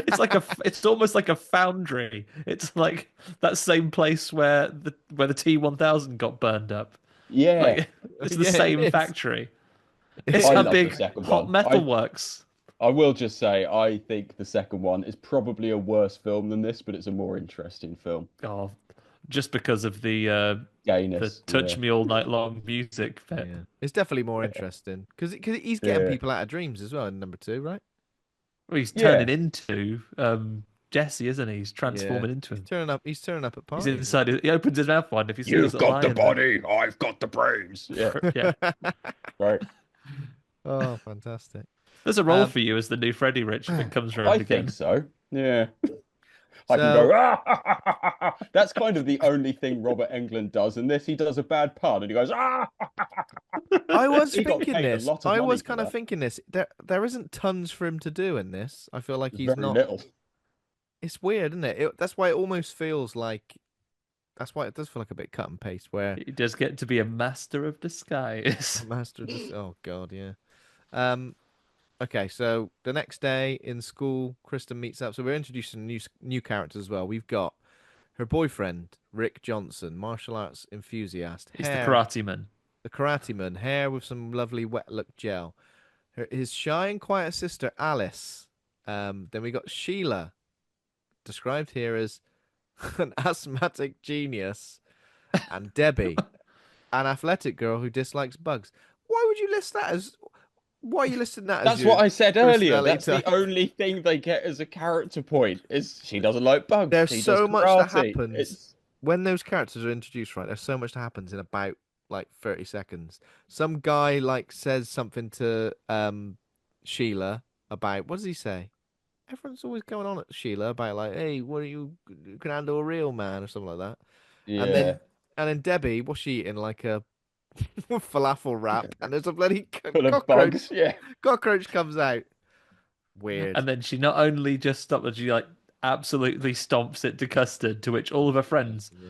draw. Do yeah. Did they? you How want to much not goo was in that absolutely cockroach? obliterate that bug? Yeah, Yeah, it's so What gooey. I tell you, who's a very interesting character, Rick and Alice's dad, because I Oh, don't know what alcoholic dad. I don't know whether I'm coming or going with him because I thought, oh, he's going to be like abusive parent or something like that because he climbs out the window to avoid him. Oh, I don't want to speak to him today. But then when he opens the door, he like runs up and what does he do? Like kiss him on the mouth. kiss him on the Yeah, mouth. yeah. I just He's can't. just an erratic dad, isn't he? Because he's been He's a driven very round the erratic bend dad. by Freddy killing people Driven around the and bend by feeling Freddy. guilty. Yeah, exactly. He also makes it to the hospital at one point before Alice and whatever the jock guy's name is. He's there, like, He's probably I'm, there anyway for some I'm like, more headache you medicine bloody in for his on? Are you bloody hangovers. in on this? Some more Tylenol, please. So Um, what were we saying? Kristen's become popular. She got lots of different friends. Kincaid and Joey are like considered outcasts in school, and I think there is a moment where they like come up to Kristen and basically say, "You gotta stop putting us into your dream."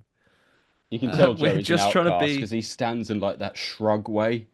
Like with his he's kind of cool and handsome and he's got floppy hair, but his shoulders are always up. So Yeah. you know he's struggling with something. At least he's Yeah, talking Good now, yeah. acting.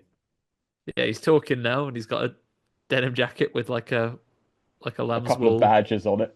Yeah, He's got the doing a collar good up there. It's like Eric Cantona. Look at him. job. uh, so after this is established, I think it's pretty quick. It pretty quickly happens where Kincaid falls asleep. Yeah, Um, basically they get one warning that yeah, they get one warning. I think that Freddy Freddy's coming might back. be coming back, and that's a false alarm in all fairness, because at the moment he is not back. No. But shortly thereafter, now that she has been the character that cried wolf, he is Yeah. now time for Freddy to come back in a What way that I defy anyone not to be brought back by this. what are we saying happens to make this So happen? To make this actually Kincaid and his work? dog, Jason, as we talked about before we started recording, this is what we believe to be ground zero shots fired that would eventually Yeah. lead to Freddy versus Jason. So a naughty dog called Jason, we've established he's naughty already because he did bite in that dream. They go into the junkyard where Nancy's dad buried Freddy's skeleton Yeah. and sanctified the ground, putting an end to his antics in Nightmare on Elm Street 3. Um, in a dream, Jason the dog pisses on the dead body of Freddy in his grave. I guess piss unsanctifies the ground. Dog Because piss. he doesn't just piss, does he? He pisses a stream of Pisses. fire. Yeah. It's a good effect, actually. And someone would have had to make a little furry dog penis and then presumably shoot some flammable liquid out of it. That must have been a Shoot fun some job. petrol out of it. Some Yeah, that was a people fun job for Screaming Mad George, who I saw did the special effects. Can you do a little dog knob for us? Well, actually, I've got some. Here's some I made earlier. I've got some And it ready. does need to be able to piss fire. I've got some ready to Got a go, little mate. flint Don't and worry about it. striker at the end. There were loads of special effects companies in the opening credits for this. I'm not sure how Yeah. many exactly, but it looked like there were lots. So Yeah, that kind of makes sense. There might have been one particular one that specialized in Dog fire Genesis. pissing Yeah. dogs. So it says here, Freddy is accidentally resurrected. I mean, of all the accidents to happen, I mean, quite literally an accident, right? Um, of all the accidents to happen, that brings him to life. And And it this is is a where we good talked effect. about It is a good effect. The bones the go back together. reverse. Yeah.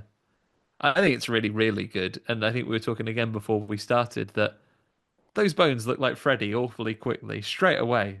And it's only got a little bit of sinew on him. I was like, that's Robert Englund's face. That's Yeah. pretty Robert Englund, that is. Yeah, I recognise him anywhere. And yeah, you said how you said Rich is a bit like a sort of Hellraiser skinned body. I guess it looks like with all the muscles appearing. And Yeah. yeah, it's a good effect. And Freddy returns, picks up his hat out of the dirt, puts it back on, and Kincaid. I mean, Kincaid puts up a good fight, considering the Yeah, first thing what he is does Kincaid's dream power? It's distinct from karate. He is strong, right? I Yeah. guess so, In the yeah. third one, that is his main thing, isn't it? That he's quite strong. Ever so He's like a strong. Hercules. He can Yeah. push a car over, and that's Pushes a what he does. So car. he runs away through the maze of the junkyard. Freddy looks after him, and he pushes a big old car on his head. Yeah, and then That's essentially it. he does the Unfortunately, classic Freddy is car-proof. celebrates too early. You know, Yeah, we see this a lot in films like this. Celebrates too early. I win. Ha ha ha. Film's over. he should have just gone. Absolutely And not. now to wake up. And Thank now, goodness, but he doesn't do that. yeah. He How doesn't. does Freddy get Kincaid? Freddy So just he runs away, and I think Freddy just randomly appears, and then just his favorite move in this is just shank you in the belly, yeah, um, belly punch. belly punch. Yeah, which is, as you know, that's the end. There's no coming Sure. back. There's no coming back from that. Yeah, it does come a And he bit sharp, goes, doesn't it? "You shouldn't have buried me. I wasn't dead." Is that Which what he isn't really says? a quip. Yeah, it's not one of his better ones. Yeah, it's not really a quip. It's just it's a good. It's just a statement. Statement really, of isn't it? fact. It's Yeah. just a Right. statement of fact. Bit of Barrowmill It's wasn't now even time dead. for workshop on Elm Street. What would you say if you were going to punch a man to death in a junkyard, having just been resurrected? Oh, This is where we learn it's actually very hard to be Freddy. Yeah, that's it's hard to write a pun on the on the sort of fly, yeah, isn't it? Yeah. You'd go, I don't know, what would you say? Newfound respect for his Time work. to take out the junk. Yeah, there you go. Quite Oh, bad. he could have punched him in the dick, couldn't he, with his thing? Right in the junk. That's what Right he in could the have junk. done. I like it. Yeah. Good. That's good. Yeah. Oh, or you got a bit of like, maybe Kincaid's let himself go a bit too much junk in the trunk, and then he throws him into the boot of a car. Oh, they Oh missed a wow, trick. that's got layers Yeah. to it. That is, man. That's got 2 layers. Yeah. Oh, Too much junk in the trunk. I think this team Yeah, we're 'cause he wakes up gathering in the up trunks here, as well, doesn't he? we could make the new Nightmare on Elm Street. Let's do it. Just puns about junk, and then obviously the shot of zooming out and seeing basically, junkyard planet is very good. That's good. I like that bit. Yeah. Yeah. Trapped on Junkyard Planet like Starscream was that time. Now that's your life, Kincaid, for what is left of it. And then we see Kincaid like briefly waking up, but unfortunately he's done that thing where you wake up dead.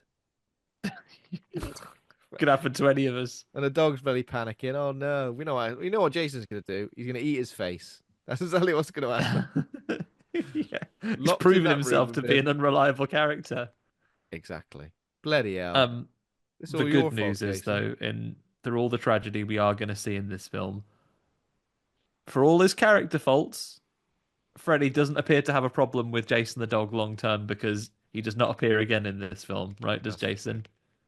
He just he lets owes him one. lets him go. He owes him one essentially, doesn't he? Yeah, he He's did got- resurrect him. He did with his resurrect me. piss. Cheers, Jason. Then we immediately go to Joey, and I guess this is something that feels very quintessentially Nightmare on Elm Street, doesn't it? Just like dying on a bed. Stop being so horny is what you want to say about being in Nightmare on Elm Street. Stop being so bloody horny. What? Joey should have learned this lesson from that time that nurse had a Oh, gob yeah. full of detachable tongues and strapped him to a bed over hell Of for a little course. bit. I don't Which reckon. is a better sequence than this waterbed scene, I have to Yeah. say. You kind of feel like they could have done a bit more with the waterbed. I don't know what more you'd do, like, Yeah. but I don't know. Maybe a I scene just- maybe I guess filming underwater is hard. costly. Yeah. Yeah. So we just kind of get to off screen, but yeah. So he is, And then what does this poster change from? Because when he's awake in his bedroom, It's just a his woman mum, like it. Basically, he's the got poster just changes to the same poster, but she's gone. She's oh, in. it's just a tiger that's left She's in it in like the the waterbed. background or something like that. Yeah, And then yeah, exactly. so sexy lady from his poster is in the waterbed, and maybe this is how Freddy tricks him because of course he goes, last time Freddy got me with a bed, it was fire. The opposite. This is fine. Um, and And unfortunately, I've does he? just thought another pun. When he drowned Gone. him, Freddy should have gone, time to put this to bed. Yeah. Again, you got to be on it. This one, at least he has a little something here. He's gone a little bit. He's doing a bit of his blue material. Says, "Talk about a bloody wet dream, Oh no, Joey." that's a better line. That's a Fuck better one. mine. Yeah, No, you could have he's said sick. something That's like a wet. wet dream. You could have said Yeah. something like wet in the bed. Don't wet the bed. Bedwetting's Yeah. a real problem. Yeah. No, because he's played into this is Freddy's layered work here Yeah. because Joey's a big old horn dog. He's probably mazzing off in that bed all the A big time, old or having horn wet dog. I mean, he's dreams. just a boy of a certain age, and if a Who was naked woman, institutionalized and unable to talk for a while. yeah, and he's just at least he can rep, he can show how horny he is for a woman who looks like she might, and he has no intention of helping her. Are you Yeah. underwater? Yeah. I fancy you. I do. Get me out. I'm gonna die. Yeah. This is literally like that bit in Cliffhanger. I'm trapped under the ice, Joey. God. Cliffhanger won't be released for years, love. I have no context for this. So he gets slurped Very off into the quickly, bed. she like swims off, and Freddy just pops out and drags him in and slices him up. Who puts the bed back together? Who makes the bed after that for I his guess mum to Freddy find just it? slowly pulls the covers over Yeah, after he's in there. gotta make that bed, otherwise it won't work. So yeah, his mum discovers him drowned. And even though it's Kristen's, I guess, two of her best friends in the world, she's like, gotta go to school next day. Yeah. Gutted. Or does Yeah, she she go does to go school to the school next the day? I next guess day. she does. Oh yeah, she does. Yeah. She does, yeah. She's straight in. Or does she just wake up thinking she has a terrible feeling about it and she finds out when she arrives at school? They go, Yeah, oh yeah, maybe. those two are dead. Because they end up at the diner a little bit later, and I think this is where we see like that Debbie works there, Alice works there, the other guy, who is the other guy? Dan, isn't it? Dan. Yeah. He goes there, frequents there, I guess. And this is when obviously Kristen's really distraught, as you would be. She goes home, and her mum's like, I know two of your best friends have just died, but you just need a lovely sleep. Some Nothing that sleep. sleep won't sort. A little bit like Presence, Andy, where the mum in Presence is constantly like, no matter what personal tragedy you've gone through, just Glass of time. wine. Yeah, Oh yeah, loads of time. wine. She just Time needs and a time. massive glass of red. Needs a big old glass of bloody Malbec, and she'll be fine. Um, Anyway, have some crushed up sleeping pills, Kristen. Get them down you. And of course she's And on the first day, it's not that she hasn't been sleeping. Oh no, she does say that she hasn't been sleeping well for a bit. But this is the first day that someone's died. And the mum goes, right, DEFCON 1, everybody. Straight to sneaking you sleeping pills. sneaking your sleeping pills. It is And she has a right go. Her mum's going to feel terrible for this because the last conversation they have before she dies is, "You bloody killed me, mum." There's a Oh Freddy no, she Krueger doesn't in even there. say mum. She says mother, Yeah, which I quite like. She goes, "Thanks a lot, mother." And I thought, I wish when my mum had pissed me off, I said mother because there's something quite pointy about it. mother dearest, you've killed me. I think go Yeah. all the way, Rich. Next time you're speaking to any relative, if they've inconvenienced you, even so, "You've killed me, mother. You've killed me." The next I'm not time your you mother. see I'm your me, wife. Shut up, mother. Yeah. next time you Like, see with me, every my time you face. say this, you kill me another time. So what happens? She falls asleep. What's she trying to do? She's like grabbing hold of everything as she falls asleep, collapsing, grabbing hold of the She's like, phone, "Oh, grabbing hold. just hold on to the right bit of furniture. Oh yeah, so she's like, I want a nice, restful dream. Have a lovely Oh yeah, dream. because Batman at she's Alton had a little Towers, bit of an etc. interaction who said about being the dream master already. She said, "Oh, I've got to try and dream of a better place." He sucks as a Just dream to point master, out really. quickly, the fucking dialogue in that scene where the Dream Master is first mentioned is so like charmingly inept. She goes, it's Kristen says to Heather, doesn't she? She goes, oh, I've been having these bad dreams. And then Kristen goes, have you heard of the Dream Master? It's a poem, it's a rhyme. And then she doesn't say the rhyme. And then Kristen goes, how do you know so much about dreams? The fuck are you talking? She doesn't know anything about dreams. She just mentioned a poem, failed to say it.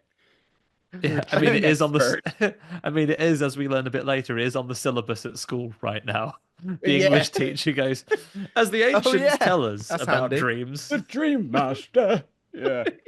Some people can control their dreams if they like. I was just thinking, what lesson is that? Where you're Yeah, learning what lesson about, is I that? mean, yeah. Dreams 101. Yeah. This week, this little lecture about dreams. Next week, we'll be analysing the works of Gabrielle. Join me. Remember to revise. Yeah, so they've had that conversation. So as she's fallen asleep, Kristen tries to dream. She says, oh, dream of a better place. So her point of reference is Tom and Jerry, I guess, because she dreams about being on a lovely beach holiday. So she dreams about being on the beach. Unfortunately for us, though, you never guess who can go to the beach. That's right, Freddy.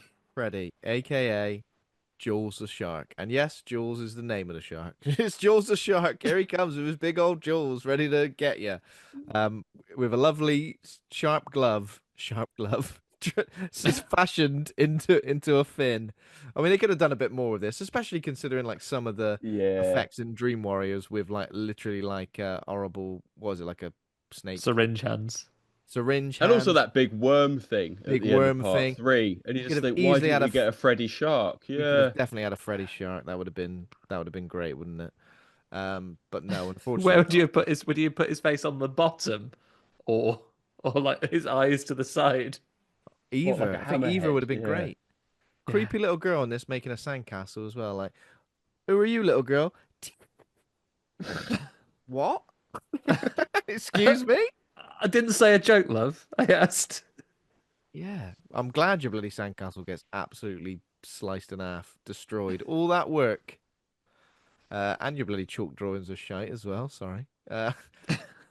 So what happens? That You're the new Freddy, then. You annoyed by children like he was. and then what happens? So yeah, Kristen tries to get away and basically gets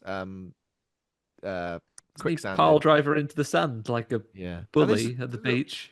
That's a real fear, especially for kids in the 80s and 90s. Quicksand. Quicksand. Everyone was terrified of quicksand. Top 3 things that could kill you: Freddy Krueger, quicksand, Rabies. And nuclear obliteration. Oh God, yeah. Saddam. Just get yourself under a table or a doorway, you'll be fine. Put your head in your hands. And the quicksand can't get you that way. Yeah. Yeah. What is the way of Sharks in surviving? the swimming pool. There's your other biggest fear. What's And the way Freddy's of- taken that. Yeah. Mm. There we go. So what happens? They end up in. She falls through the sand, ends up back in the house, Elm Street house. And then does Alice get like pulled into the dream as well? Yeah, that's right. This is what I Kristen don't uses her understand, right? power to summon people into the dreams, but her 2 mates already being dead. She goes, You, Alice. Alice, sister of my boyfriend. Why not?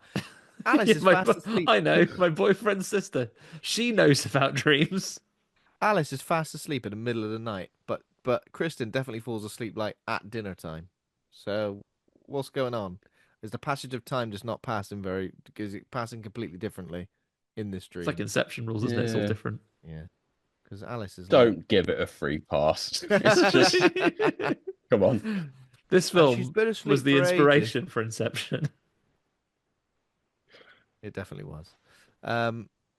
Yeah, so Alice gets pulled into the dream, and how does Kristen eventually just get killed in the dream? Because she ends up on fire. She just doesn't gets chucked into the slung boiler. into the doesn't she? furnace. That's He right. bodily Yeah. throws her into a fire, doesn't he? Yeah. He That bit's throws quite her- fun, to be Yeah. fair. But he throws No her into pun, a though. fire. No, because he's got 2 people, so he wouldn't be able. He can only say it like Mm. when there's no one to really say it to. Yeah, Yeah. he throws He's her afraid into. it'll land badly if he fucks it. She's like, Oh, you talking to fire me? time! Oh, You're fired. yeah, there we go. You're Yeah. fired. I mean, Um. that's a Yeah. Schwarzenegger pun, isn't it? I feel Yeah. like. The end of well, he's not actually fired. He shoots him with a missile. But I'm going to fire you through this building into your compatriots. Um. He throws her into a fire, and she properly stands up. She doesn't just disappear into the fire. She stands up and is like, "I am bloody on fire, Freddy." She I gets am we get a absolutely on full fire. body Yeah. burn. That the And you'd effect have of her thought, being. as someone who was set on fire, he would sympathise more. But No. That's true. You go. Oh, it does. It does come sharp. Yeah, much like as modern horror would talk to us about generational abuse that you pass on and the traumas that go from generation to generation. I think this is what Freddy is teaching us here. You'd think he'd have that sympathy, but in fact he's just inflicting the very same damage on other people. And you that's what know he's what? doing. You've just made me appreciate how empty 80s horror films were, where they weren't all about fucking trauma. You could just set a woman on fire, and that's all it was. And the world was Better better. We were times. happier. Yeah, it wasn't. Oh, it's really about my father. Fuck off. Just set him on fire. It wasn't. Boring. Sometimes there's just a bad bloke. A24. Yeah, A24 is A Nightmare on Elm Street. that would be a Yeah. longer, Come on. baggier film. Come on. Yeah. Whereas Um, Freddy's just like, oh, I'll tell you what's good at killing people? Fires. Kristen transfers her dream power to Alice. How does she do that? Have me power, please.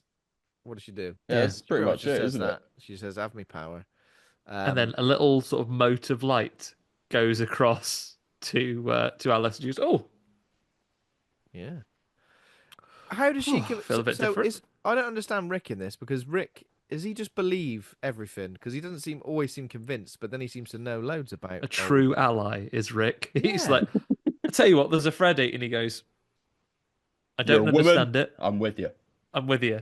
Yeah. Yeah. I'm with you. Good on him. He does some weird running a few times in this film. This is one of them. I can't. When he runs down a hallway at one point is very strange. They fast Sorry, track Ben, before the they proper before the fast bit track where we run down the funerals hallway. in this film as well. Yeah, don't they? before the funeral, do we see before she wakes up from this dream, does Freddy take his jumper off and go, look at all these souls in me Yes, chest it here. is this bit, isn't All it? these faces are in there like a wall in Doom 2, going, ah. Yeah. It's exactly like that. Yeah, it's good. It's a good effect as well. I like it. All these. I'm sorry to backtrack, lads. Something just occurred to me because it is part 4 in this franchise, and it had kind of got stupid by this point. You know the bit where he's a fucking shark? Why didn't he say, "We just jumped the shark"? Just occurred to me now. Carry on. Could have done that. I like What it. a We shame. mentioned Batman as well, so that's definitely relevant. Punched up Freddy's Yeah. scripts for him. I think he'd let us off if he was a real man because he'd go, he'd want our dream We're his powers, if team of anything. writers. Yeah. Yeah. Right, Freddy. Get modern technology. He could have an earpiece, couldn't he? Yeah. He's like, right, lads, I'm probably going to throw this person off a balcony. What would you suggest? Right, Freddy, can you describe to me what's below you? Yeah. I like the way in this version, Freddy is like Michael Gambon when he was forgetting his lines on stage, and we're just there behind the wings feeding it to him. Yeah. Oh my god. Yeah, so they obviously run to Kristen's house to try and save her, but she's ever so On toasty. fire in She's bed. Toasty in bed, on fire. And her Dead. mom goes, what are you doing? She goes, there's a terrible day. You smelt that you smell like a horrible burning flesh and hair sound. Now you mention it. Yeah, traumatized mom. The last word she said to her is, "You've killed me, mother." You've killed me. And now I've gone to bed and I left the straighteners on and they've just absolutely burned me up. I'm sure the Elm Street police are probably used to it by now, but so many situations in this one. The coroner's inquest is going to be Yeah. quite a They proper hefty document. They proper fast track funerals in this as well. Like it feels like in terms of the plot that the funeral is like the next day.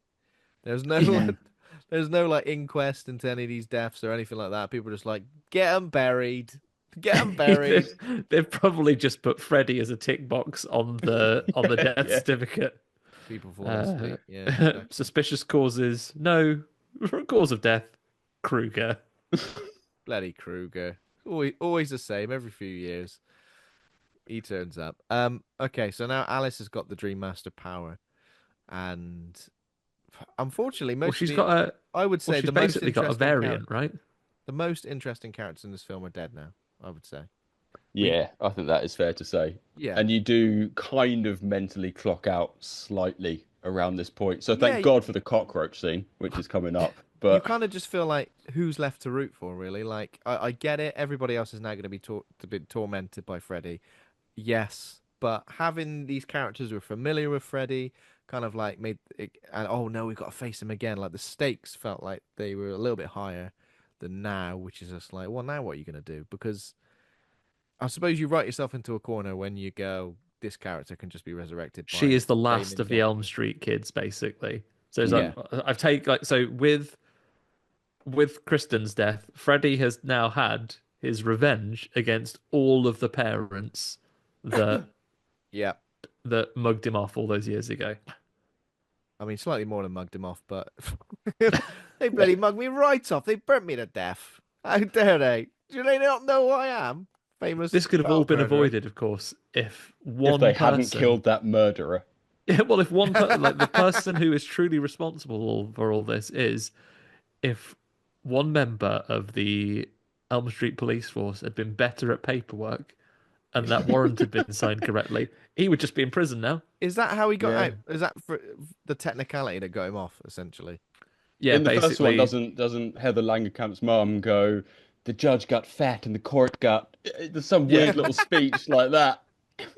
yeah, and it's like, but basically, a warrant wasn't signed in the right place at the right, as if paperwork is important. Paperwork Heather's is mom. important, but is it going to go, all those kids you murdered? Well, turns out we ain't gone through the right the right process. So, well, Yeah, it's like how many children do you have to kill before like bureaucracy can't get in the way? Yeah, okay, we can't get him for this particular one, but we can Yeah. get him for all those others. I mean, we're not we're not about to be given. I reckon they'll probably give it to um what's his chops before us, Hill Houseman. Before, Flanagan. yeah, they'll Yeah. probably give it to Mike Flanagan before they give it to us. But I was taking off We could just Freddie. send him a bunch of puns in a tweet Yeah, we could Yeah. send him all just those. just see. use If these if you want. if I was going to do a serious Freddy to lean into that, I would be tempted to write it that actually he hadn't done anything and he wasn't a murderer and he became horrible because they Didn't that accused him of it. shitty remake sort of suggest that? And it almost looked like it was going in an interesting direction for like the Then he first 10 turned out he minutes. was, but then he And then turns out he and then was did bad. it, Yeah, he was like, yeah, actually he was, and worse this time, a pedo. He was a paedophile. Yeah. Yeah, Fucking hated but that movie. yeah, they should just if they do remake it, I want to do a serious one. Make it about mob justice and have him be an innocent man who becomes a monster after they burn him up. He goes, well, I'll tell you what, I am going to murder your kids then. Fine, have it your way. I like it. I like You it. know what? You could go like real dark with it, and because there's never any real logic about why he can enter dreams after getting killed. But what if you made like dreams and sleep part of his serial killer USP? Like he tortures people while he was alive by like depriving them of sleep and that kind of thing. Oh, And then keeps it them actually awake. makes There we sense go. logically why he would be a dream demon. Nobody nick that. In fact, cut that out of the podcast because I'm writing the next movie. Someone All the more, keep it in, and then there's a stamped Evidence. record. Yeah, true enough, actually. Yeah. Yeah, but you've stolen it. I said this on this date. Hell Yeah, yeah. we You've just go. said copyright enough times. Copyright, and one will appear and I don't know. Yeah. Freeze the Yeah. magic number. So at Um, school, Alice falls straight back to school. What's that? Best mate's dead. Well, Or there's a one of your test. mates? There's a test. And You now can't Sheila, miss the dream test that you've can't been miss the dream studying test. for.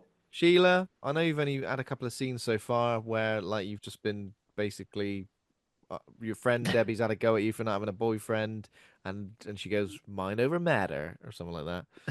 Also, FYI, I do have asthma. That has come Also, up. FYI, I do have asthma, and she goes, "Oh well, no wonder you're driving this bloody old smoky bandit around." And she Yeah. goes, "Actually, Has she also asthma invented is a laser before?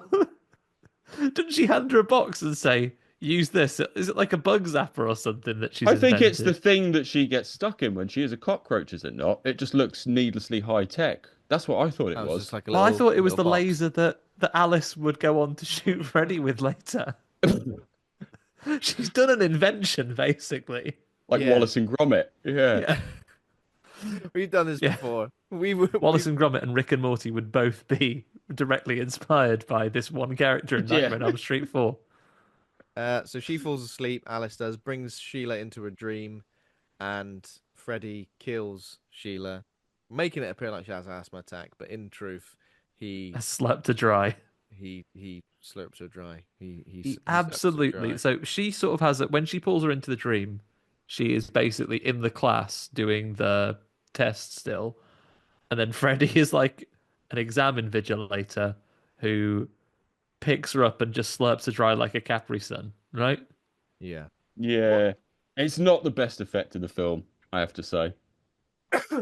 Yeah. It's not- fun, but it's Yeah. not the best. She gets Um, absolutely withered by Freddy. Doesn't he make some sort of pun about like doing a kiss on her because she hasn't also Wanna her suck other thing face, is that he she's said. another boyfriend. Yeah. What a stop face. And I had to rewind it because I didn't hear what he said. I was like, sorry. What? I thought he said like Wanna What's have up, an fuck asthma face? That's attack? just rude. Want to fuck Yeah. face? I honestly did think he said want to fuck face, and I was like, surely not. Surely not. Surely not even in 1980 would they There's say a good this. bit just before that where Freddy is the teacher. He's got an apple and he carves a perfect rind out of it with his big knife That's glove. good, And I yeah. thought, how many takes, how many apples I did did they think go exactly through? the same. Yeah. How many bloody takes? The teachers near the studio where they were filming that ate very well. 'Cause that's what teachers eat.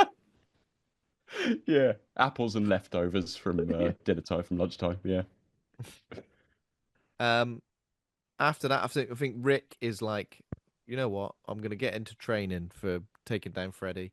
He believes her, but then he has a dream that he's He gives Alice a little bit of advice before his dream and says, "Oh, your body can just operate on instinct. You just got to be ready to use all of your special techniques." now do some sort of weird yell. Isn't that what he does? Yeah. So basically, like all martial arts, the peak of them is learning to use nunchucks. Yeah, straight on the nunchucks, and I love the cut of the nunchucks as well, where it was like clearly her and then not her. It was just someone in a wig and a denim Yeah. jacket. Yeah. Professional behind, martial yeah. artist. So Rick falls asleep on a toilet. You know, we've all been there. We've all been there. Trousers around our ankles, having some serious alone time, dropping the kids off at the pool, and suddenly, suddenly, you're asleep, and you're surrounded by cheerleaders, right? Isn't that what happens? It's like, yeah, he's having the best day. He's not embarrassed for a second. You'd be like, "Oh, let me get my trousers up." Jesus Christ, you caught me short here. No, he's like, "Yeah, brilliant," and he gets pulled. He gets pulled into a dream, where he is fighting an invisible Freddy in a martial arts dojo. Which This saved scene them a is rubbish. fortune. This is the shittest scene This is in we've got no the budget entire for film. we've got no budget for this death. So Yeah, I think that's what it felt I like. like to imagine that they had the filming schedule, but Englund was like, "What is my favourite niece's wedding, so I am gonna have to be away. see you later. I can phone in and do." Yeah, it's pretty awful. It's I mean, shit, yeah. even like fighting someone invisible is done pretty badly here. Like they could have been a lot more. Yeah, it could have been a lot more interesting. I mean, we literally watched the Invisible Raptor, Andy, where we saw some of the best use of Invisible fighting. invisible fighting, invisible attacks, dinosaur attacks, for example. This is just like, oh, pretend you're fighting someone. Yeah, that's great. Dodge this punch. Hit him this time. And We'll then, put like whoosh and sounds in there. then Freddy Kicks his glove off. kicks his bloody glove off. Oh, And yeah. then Freddy just comes So in. saying it like that sounds like this that punch his beard off kid. Uppercut his beard off. Kicks his bloody glove off, but he just gets him with the old stomach punch again. His classic, his finishing move. Yeah, the Freddy Yeah. move. Does he have a pun for this guy? Yeah, I what does don't he say? think he does he? Oh, they couldn't even think of a pun for this scene. Cut that whole scene. The film would have Yeah. been better off without it. Can't even do a pun. Can't even appear on set to fight this guy, and can't even do a pun. So we're meant to believe that Alice is absorbing every friend of hers that dies. She's like absorbing their Yeah, that's her special unique abilities. power, right? So she's been gifted Kristen's power to suck people into dreams. But then everyone else who dies since she gets their Their unique power. talent. Got a laser is what she gets from Sheila. Got a laser. Good at kung fu. Is he even that good at kung fu? I mean, he just gets his ass kicked He's anyway. all right. Yeah. He's better than me, I guess. Well, He can do the nunchucks. yeah. Yeah. Actually, yeah. The nunchucks. I feel like that's. I'd definitely end up hitting myself in the balls or And face. does she get their powers in dreams, or does she just get them standard? That would be great, wouldn't it?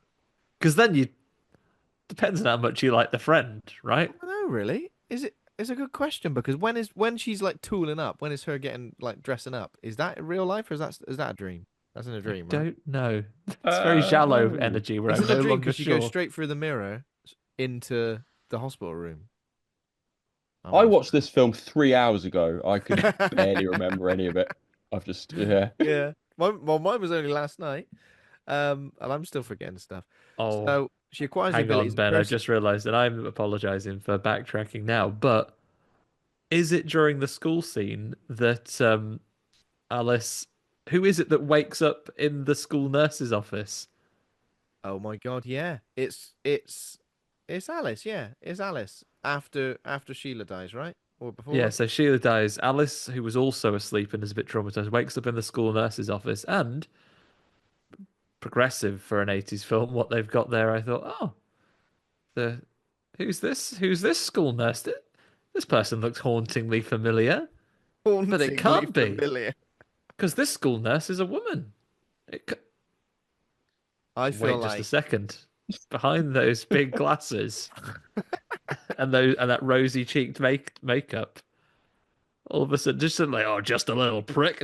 That sounds something that not a professional school nurse would say. That sounds more like a Freddyism, and it is bloody Freddy. I think Robert Englund that's great in this scene. I feel like he wrote this into his contract. I reckon when he signed the fourth part, he's like, "Can I please play it straight as a nurse?" Yeah, it's very much akin to Dustin Hoffman's turn in, is it Tootsie? Tootsie. Oh Yeah. God, it's got Tootsie vibes. Do you remember when Yeah. Dustin Hoffman did that interview a few years ago and he said that, and he started crying in the interview and he said that being in Tootsie made him realise what being a woman felt like and it moved him so much. You think Englund had a similar experience in his 30-second cameo as a school nurse? Yeah, One probably. can but hope. Yeah. Possibly before he then threw Kristen's lifeless body into a Into a boiler. into a boiler, and he went, "You know what? I'm over that. I was having a moment, but I'm over it." So yeah, the next death is Debbie being targeted. Next, I don't know if you noticed, but she works out and she goes bloody on about it over and over again. Yeah. This is what I think. Well, When she I'm wants to working out. be hot to pull the sexy man. Who does she want to pull? She wants to pull She Dan. wants to pull yeah, Dan. Yeah, she Sexy also Dan. fancies Dan. Dan. Dan. She pulls Dan, and it's quiet, unassuming Alice who pulls him in the end. Can you believe it? Yeah. Well, Just thing he getting on died. with it. Yeah. Keeping your head down. Slow Yeah, and steady wins getting the on with race. it. Don't worry about. Keep your head down and don't really talk to him, and eventually you'll be pulled together. That's how it works. Because Especially in Dan, whose power is allyship, who believes her immediately about Freddy Krueger. I feel like Um, Dan's not all there. That's why I feel like he believes her. I feel like he's had a head injury or something. There's something about him. He's a bit like aloof and that's not what quite. makes him Freddy proof. Yeah, there's something He about him. Where I'm can't like, is he dream. a Yeah. bit of a meathead? He is like the metal plate in the skull guy from Tommy Knockers, absolutely yes. impervious to mental manipulation. Hell yes. Great call back there, Andy. Yeah. To a film 3 people remember. Yeah. we only talked about it just a Ben couple of watched weeks it a ago. week ago. All right. I watched it like a week ago. What a time to be alive. That's got a laser in it as well. That's got Yeah. old Tracy Lords Invented with by Tracy Lords, the genius. Tracy Lords laser. Exactly. There's a lot of common ground with this film and that Once one. again, another film inspired by Nightmare on Elm Street 4. Influential property, Nightmare on Elm Street 4. Stephen King was probably watching it and thought, got an You know idea what? for a book. I'll make it just different enough by sticking aliens in it. A laser lipstick. So yeah, targets Debbie next. Are we supposed to believe what she's falling asleep while she's pumping iron? Or maybe she's just fallen asleep and then is dreaming about Yeah, pumping dreaming. That iron. makes more sense. I like the Yeah. shot of I'd the. never queried that until you said it now. Yeah. Yeah, you can't fall asleep with a fucking great weight on top of you. That It's would not No. that relaxing alone at would all. kill you. You wouldn't need Freddy. Maybe she's Yeah. treated it like a weighted blanket because she's so comfortable in the gym. She's like, oh, I could do my this all happy day long, place. mate. Um, The shot of this is when Freddy's the three of them are reflection. planned to get together, right? They're like, right, let's get together tonight when we'll definitely all be awake and talk about how we're going to defeat Freddy. But they all just get forced to stay in because several of their friends have been murdered, right? Yeah, I guess that's Yeah. it. Oh yeah, Certainly, because Alice's dad is like, Alice's "Oh, I don't know dad. if you've noticed, lads, but I'm an alcoholic, and it's because people keep dying in this town. Yeah, you're So, not going out anywhere. But she kind of copies what her brother did before, which is climbing out the window and dropping down onto the porch or whatever it is, yeah. and jumping. Or At does one she? point, can I just go? I know we've all done this now. Can we just go back? Can we just go back to a moment at the very start of the film where Alice's dad said, "You're not going out wearing that," and she was just wearing like a cardigan and like a long dress. I'm like, excuse me, what are you expecting her to go out wearing then? Maybe he wants her to dress more More slutty. provocatively, Yeah, yeah. Oh right, okay. You're not going out wearing this. Wear this micro, No one will have sex with you. Yeah. yeah. Being a Look, good parent. and I want grandkids. All right, I'm desperate for grandkids. I life was like, expectancy in this town is not great here in Springwood, Illinois. Get out. Get some weird. tail. Yeah. Anyway, let's catch back up. So yeah, Um, so what he does is he pushes the weight down on Debbie. Were you about to say something else then? Sorry, Andy. Yeah, because the other guys are rushing to save her, and genuinely, of all the things that are throwaway and silly in this film, even rewatching this now, this got me. So Dan and Alice are rushing to save their friend from being got by the exercise bit of Freddy, and we keep seeing like she's working out and he's starting to encroach towards her and he's going to get her, and they're rushing to try and save her. But we see the scene like three times, and Yeah. I genuinely thought, Have have I I sat lent on on the my remote? remote? Has the dog done something? Like, The dog. yeah, well, Has the they can dog? do a lot. They can Has the dog resurrect a Freddy. They can done a? skip my film Has the dog done a flaming stream of piss onto the TV? The onto my remote. Yeah. laptop and force this to jump backwards. Um, yeah, basically, we see it a couple of times. It's never shot for shot. We see Alice run out to Dan by the car and say, "We've got to go. I'll drive." Hmm. And they jump in the car and just go, "What are we doing? We've got to go and save our friend." And it after the second time, it's shot from a slightly different angle. She says it slightly differently. I think he pauses and says it slightly differently, and then it comes He around says again something like, the "I'm getting third time, and deja it's like vu." this has happened before. This bloody And I happened think already, mate. so clever. Like it plays with the perception of it. It genuinely made me question if something had gone wrong with the film I was watching. I think it's such a cool little trick that would only work in this film where your perception is altered and different. Rich, was it before we started recording? You said that apparently is Yeah, Robert Robert Englund's favorite Englund has part. said his favorite scene in the whole franchise, apparently. Oh wow, And it okay. is damn and he's not even in it. So No. yeah. It is Um, I think it's a really clever idea for the whole for I think we can say the silliness of what the Nightmare on Elm Street series becomes maybe one of the best horror concepts Oh ever yeah. created. Yeah. No, for sure. And this yeah. this scene, yeah, kind of epitomizes the fun that you can actually have with that logic. And Yeah. it's kind of a shame they didn't take that much further in any of the subsequent movies. And then it just became him with like a city hat on and doing Doing a a There's a bit. doc. video Yeah. game in one of them. Yeah. Great graphics. That's a good Yeah. bit. Oh, and like So actually, like what we see now, again, talking about the plethora of films inspired by Nightmare on Elm Street 4, this is sort of what we get in the modern Smile movies, right? Where someone dreams a thing that's happened and then Mm, oddly enough, it's one of the things I don't like about the Smile things. It's like, you don't win because I have decided that I am going to be the one that wins on this yeah. occasion, the baddie. mm. But yeah, I think it's really, really clever in this concept of a film that is based on dreams and not being able to trust what is real and not. And it's good that it happens in this point in the film because nothing after this is clever in any way. It just carries on. Yeah. Yeah, but now, Ben, I know you've been itching like someone in a house full of cockroaches to talk about this horrible murder. So tell us how it goes down.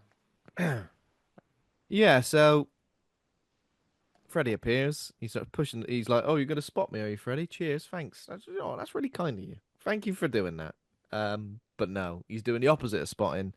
He's just making it bloody worse for her, pushing the weight down onto her. Her Looks arms. like you got the weight of the world on your shoulders. Doesn't say that. Does he say that? No, Oh, he No, doesn't. sadly. he probably Oh, says that something would have like been "eat good. shit." Yeah, That would have been good. But yeah, her arms just break in some really strange way. But it's a good effect regardless. And I suppose that only happens that way in order for this next effect, which is her arms turn into the arms of a cockroach, don't they? And it's like I guess it's like a fly transformation, isn't it? But a lot quicker. I didn't expect Yeah. it to possibly Very go as far as it did. Kafkaesque transformation. Kafkaesque, exactly. Wake up in the morning, turned into a bug. One of the when worst when things like that can her happen to face you.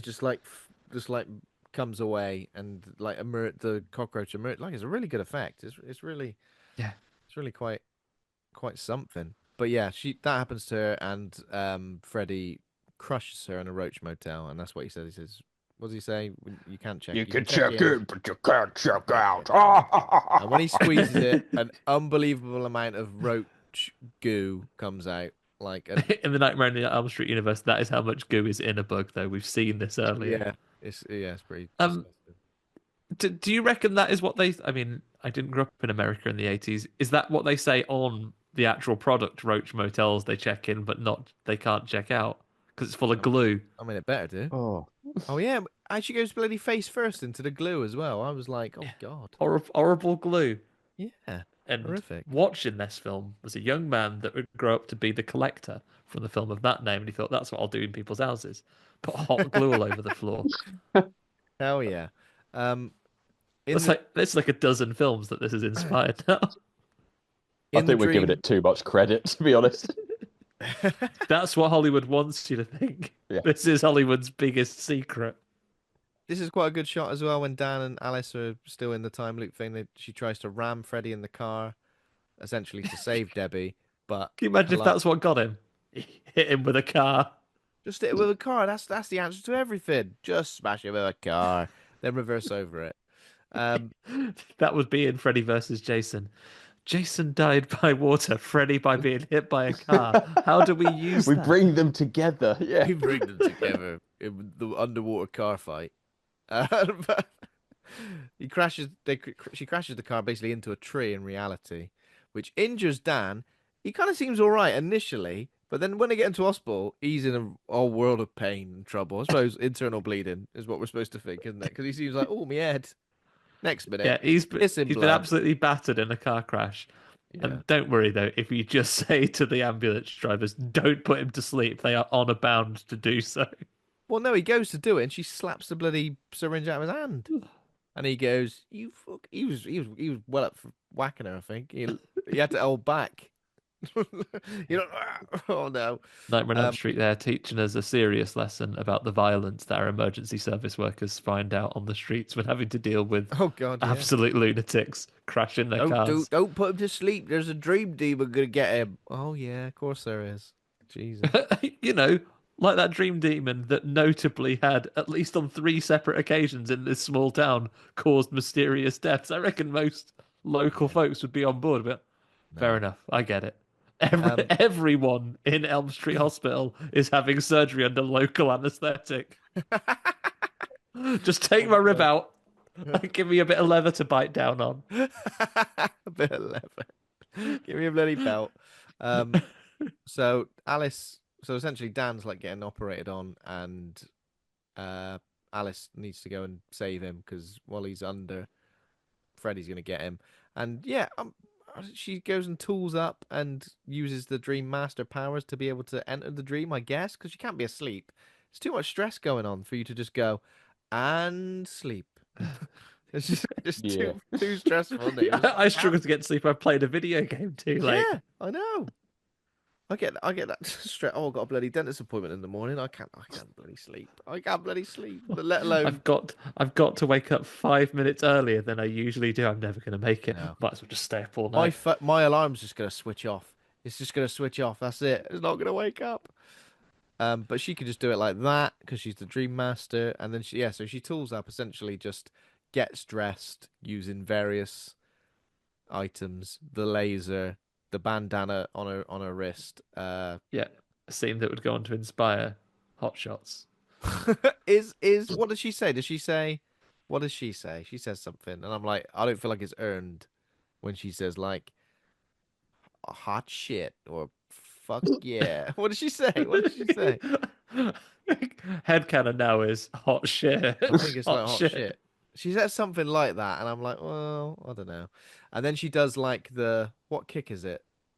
It's not that side kick. Like the Karate Kick, the Karate Kid crane kick. Yeah. Oh, like a kick. side kick. Yeah. Yeah, side kick. The M Bison kick through the or the leaping Max kick from Streets of Rage 2. She does that Okay. through the Oh yeah, because that's what they start fighting. She starts by giving him the best drop kick in the business. it's She unbelievable, absolutely drop kicks Freddy. I'll tell you what, there's no kayfabe in this because the amount of times neither of them sell like getting absolutely obliterated, they just get straight back up. It's like, come on, at least give it 10 seconds of you looking a bit dizzy. We want to believe in this. It's like playing in the playground when both of you have decided that you are winning. Well, actually, I am actually immune to that. So you might have done that to me, but that's actually my strength is I'm immune to it. So You didn't actually notice my force field, which I picked up from the other fella you killed. Yeah, his dream power was that he had a force field. So oh bloody hell. I don't know how I feel about this fight because it's in a church, which is fine. Just feels a bit awkward. At one point, they're like stood on the pews, like having a little dust up. Sorry, Ben. I mean, the problem is by this point, Freddy just isn't scary at all. He's too well lit throughout the entire thing. Yeah. We've seen him do too many puns up to this point, and there's just always no laughing. sense of menace. There's no threat. Yeah. And then he's kind of, like you say, sort of prancing around on pews, and it's very difficult to treat old Freddy serious. He slings her across the church at one point, like, which is pretty insane, where she just goes absolutely flying. He has like a thuggish style. In fact, he is the Stone Cold Steve Austin of Dream Demons because he doesn't do karate on them like our heroes do. He like grabs them by the hair and like tosses them across the room. He's the Rowdy Roddy Piper of somnambulism. Yeah, the Rowdy Roddy Piper versus Keith David. They live just constant. They are rough. I apologize to everyone listening and to two of you. I need to rewind one more time. We didn't mention the pizza. Oh, the pizza's good. Yeah. The soul meatball pizza, and he plucks off a little meatball man on his little thing and scoffs him up. He looked quite delicious. He looks really happy with himself as well. Yeah. I like the face he does afterwards. It's a shame this is a podcast, but he goes, gag, gag, gag, gag, gag, and then he kind of grins. I really enjoyed that. Oh, but I tell you what, who wouldn't smile like that if you've got a lovely pizza with your favourite toppings on it as well? His happens to be soul meatballs. Meatball souls, delicious. Yeah, so the fight continues.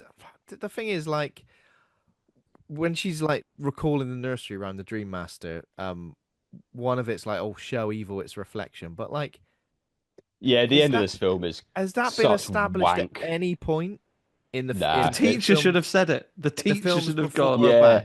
Like, oh, just get him to look at his reflection. I feel like that's never been. But also, it doesn't work on any level because, like in the previous film, there's a whole dream sequence where there's loads of mirrors. Yeah. So he'd have seen his reflection umpteen times. He wasn't looking. Like. Oh, right. He has to be shown his reflection, not seen his. If Heather Langenkamp had gone, have a look in there. Then he goes, oh bloody hell! Look at me. That's me, then. It's shit. It's such a bad ending to a otherwise middling film. The souls within him like revolt. They come out of him, stream out of him like the souls in all the ghosts in the Ark of the Covenant. Just go out the bloody window. They tear him apart. A big arm comes out of his head and goes, "No, you lean against this wall, Freddy." Yeah, that's. Oh yeah, that bit's good. Where he sort that's of good. And he gets all head. All the souls come out and they start. They all grip into a wall. the way he looks afterwards, like when his head's been like ripped apart and all the souls are coming out of his head and all the arms are out. He looks like some like eldritch horror or like some horrible Dark Souls boss at that point, and I quite like that. I Yeah, thought, yeah, that was I like it when pretty they effective. internally gets torn apart. Because you're right, the arms all come out, and then don't two just basically pull in opposite directions and split him. Thing is, it's a great effect. It just what leads to it is so Yeah. Yeah. candid. It's just the Show mirror evil thing, its kind reflection. of. You might like it would have been as viable, if not more viable, to go. All Mm, you do is say the magic words, which are Yeah, this, and yeah, that would have been fine. mm. Or this particularly magic mirror, like dream this Wait, special yeah. artifact. what did Oh, the and Any lady? it was way said around it, and it yeah, said that the Dream Master could summon this special mirror that Yeah. Freddy's they ate it. What it's so A easy to write your way around, and they just didn't bother. lot of cocaine in those days, though. what did That's the true. laser even do? Because she used the laser slash She Did just Ghostbuster. she use the blasts him with it. laser? I don't Yeah, remember she this like laser being. Yeah. it's like Oh, she Ghostbusters him very Ghostbusters briefly, him, and he yeah. like it's like he's been tased, I guess. Yeah. I have no recollection of any of this. I clearly switched off by this point in the You got to movie. go back and watch that epic fight scene. Maybe. Pretty epic. Yeah, and all the souls escape. And that's it. Freddy is a hollow husk. Alice I wins. like the Husk. I like Husk Freddy. I think it's really cool that they made that. Yeah. It's pretty cool. Yeah. Yeah, the effects are the things that sort of are the better things Yeah, about for this something film. where they Where would clearly you? Oh, sorry. sorry, no, I was gonna say I think they dialed back on the yeah, maybe they dialed back on the lore and like putting these things together and actually making it fit. And as you, Rich, I think you said at the beginning, like the characters all basically have a trait, which is pretty much what could you describe as a 15-year-old in your French oral exam about who you are as a person? That is the amount of information you were allowed to have. Yeah, je Uh, suis non like cockroach. It's yeah, about that. Yeah. je déteste les Je cockroaches. déteste Uh, asthma. mais j'adore faire de sport. Oh, so you like sport and hate cockroaches? Character written. Very nice. Yeah, but What were you yeah, gonna say then, they Rich? You say for were you all gonna those ask us? failings, they I they was gonna say pulled together I those mean, bits. where would you kind of rank it in franchise? Where would it go? It's hard. It's difficult for me because I don't. There's a lot. I need to watch more of them to really remember them. So I'll just rank the four that we've covered on this podcast so far. Um, Dream Warriors is definitely my favorite. Um, I think it is bottom out of the four. So Dream Warriors is definitely my Mm, favorite. The original, then the second one, and then probably this one. Just because I think the second one's got so much more interesting stuff to say, whereas this yeah. really does feel like a copy and paste. I mean, effects wise, this is definitely up there, but story wise and character wise, not so much. Killing off your most interesting characters, not great. It's not a great move. Yeah, I would agree. I think yeah. Is that your Thank- ranking as well, Rich? Yeah. Oh, I'm not sure. I think I'm gonna go 1, 3, and then I can't decide how I'd rank this and 2. Oh, interesting. It's Um, probably this for the Two is a creativity more of the interesting kills, but film, I've though. got yeah, it is an interesting film. Someone gets their ass whipped, naked ass whipped with a towel. Oh, Yeah. PE teacher Schneider. Yeah. Schneider, come on. Oh, me arse. Um, yeah. So there is a moment at the end as well where Dan and Alice have both survived on a date. Dan tosses a coin into a fountain. Alice sees Freddy's reflection in the water, chooses to just ignore it This and whole walk away. scene adds nothing. No, It's the most useless epilogue. this is like when I don't know, something goes wrong with your car and you're like, I'll just ignore that for a while. And then Put a sticker over the engine light. This gets bloody worse, doesn't it? This gets bloody Yeah. worse later. You end up paying through the nose for something. That's essentially what she's done. She's got to ignore that till the next film. It'll be all right. It'll be all right. 2 months of happiness. Everyone's It's dead. like having like a non-Dream Demon film where someone at the end, as lovely scene, notices like a little bit of blood in their piss and goes, "Ah, probably nothing. That's all right. It's only a little bit. It's only a little bit. I've seen the chart. The chart says this is colour. Be worried. Little bit of Oh. blood in the piss. It's fine. I'll tell you what. I'll just have an extra glass of cranberry juice, and they'll think, and I'll say no more about it. I'll think myself Um, better. That's what I always do. You're fine. By which I mean not thinking about this. Yeah. There we go. Okay. Oh. That is the end of A Nightmare on Elm Street 4. The Dream Master. Now, Andy, have you prepared any name game for us to tackle? I've got some top of the dome ones that I could do. I did not prepare anything in advance, but I think sometimes these are the best ones. This can be carnage, but okay, Rich, name game works like this. We will give you a synopsis for a film which sounds a bit like Nightmare on Elm Street 4, The Dream Master. It just rhymes with it in a silly, often nonsensical way. It sounds silly. It sounds pretty silly. And for a serious film like this, it's hard to take. Yeah. So, Andy, first of all, here's a synopsis. Freddy Krueger returns again to terrorize the dreams of the remaining Dream Warriors. That's enough, I think. That's all you need. In this film, Freddy Krueger returns once again to a local dairy where he is the best at churning the produce just right for desserts. He's the best at it. He's the best at it, some would say. He's the cream master. He is indeed the cream master. I just understood the game. I was so confused. It usually takes one. Okay. Yeah. Okay. Wait, what is it? Freddy Krueger. I've forgotten already. Freddy Krueger returns. Yeah. Freddy Krueger returns. Somehow, Krueger returned. It was the hot piss of a dog. Anyway, right. What was mine? God. Freddy Krueger returns to terrorize the dreams of the remaining Dream Warriors by forcing into their dreams a popular song by Jerry Halliwell, 1/5 of the Spice Girls, but when she went solo. And he gets the chorus stuck in their heads over and over and over again. Is it? And at Elm Street 4, scream if you want to go faster, master. Correct. It's A Nightmare on Elm Street 4. Scream, brackets, if you want to go faster. I'm enjoying Rich's face. Okay. Not a big Jerry Halliwell solo career fan, Rich. Maybe I should have kept the slightly more bizarro ones for a little bit later on, but there we go. That's fine. I have another one, but Rich, as a as a writer yourself, with some Freddy Pat, you're welcome to jump in on one of these yourself. This is tricky. This is, I mean, it's tricky, which is why I've kind of just gone for the end of the title because I feel like doing everything else. Unless Andy's gone absolutely rogue, which no, I've not gone absolutely wild. I've also gone for the same. In my next one, then I will tell you then that in this Nightmare on Elm Street sequel, Freddy Krueger has returned. He's added an extra colour to his jumper, though. He's also got some white in there, and he overloads his former enemies he overloads his former rivals with too much carbohydrate, which he's wicked at making a special dish about. Dream pasta. That's it. The dream pasta. His jumper's now an Italian flag. Easily dream pasta. I like it. Yeah. You guys have been doing this game for too long. The dream it takes pasta. a special mind to figure this stuff out. Tell you what, I wouldn't mind some dream pasta. Freddy Krueger once again returns to terrorize the dreams of the remaining Dream Warriors. One of them just gets into a slight scrape with him and ends up with a paper cut on their finger. But luckily, they're in the dream, so even if they haven't got any in the medicine cabinet... Dream plaster. Yes. Okay, I get it now. We got it.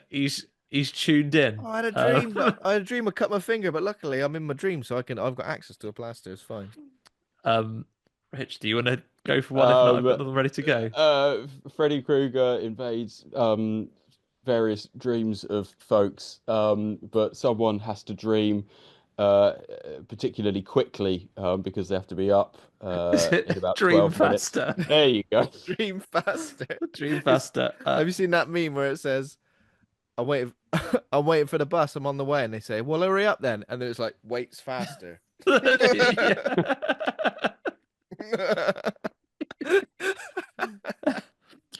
In this film, a superhero played by Jason Momoa is tormented by Freddy Krueger when he enters his undersea kingdom and is able to take control of only one specific breed of freshwater fish. Bream Master. That's right. The Bream Master. The Bream Master. Arise, my army of Bream. Or is it Breams? Bream. It's Bream. I reckon the plural of bream is also bream. Oh, I like it. This might fall on deaf ears, but I hope it doesn't. Um, Freddy Krueger returns once again to terrorize the dreams of the remaining Dream Warriors by constantly repeating the catchphrase / famous word of only way as Essex cast member Joey Essex. I do know that one for my sins.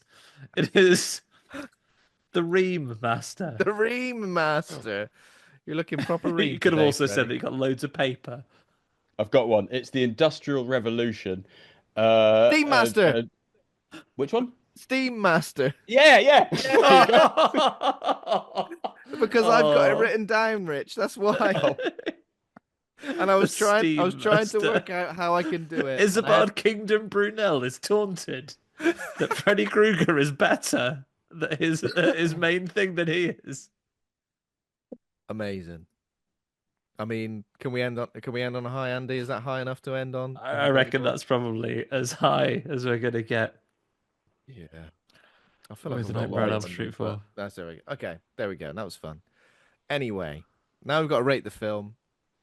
A to F. Pluses and minuses are allowed. Rate good or rate bad. Rate good or rate bad. Rich, where would you like to rate this film on the scale? B-.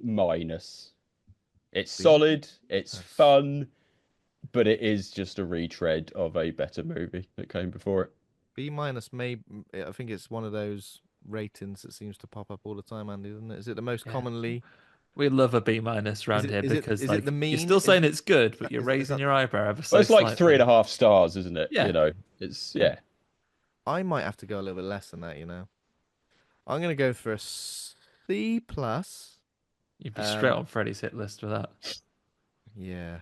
The reason being, right, Dream Warriors was one of those films, especially with this with the theme song as well. In the Dream Warriors.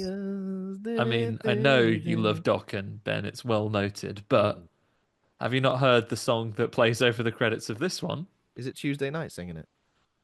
I think it might the be. first one might be some Tuesday Night, but after she finishes her number, you get seminal rap classic by the Fat Boys. Get ready for Freddy. Oh yeah, that's right. Have you watched the video for that? It's real I good. have.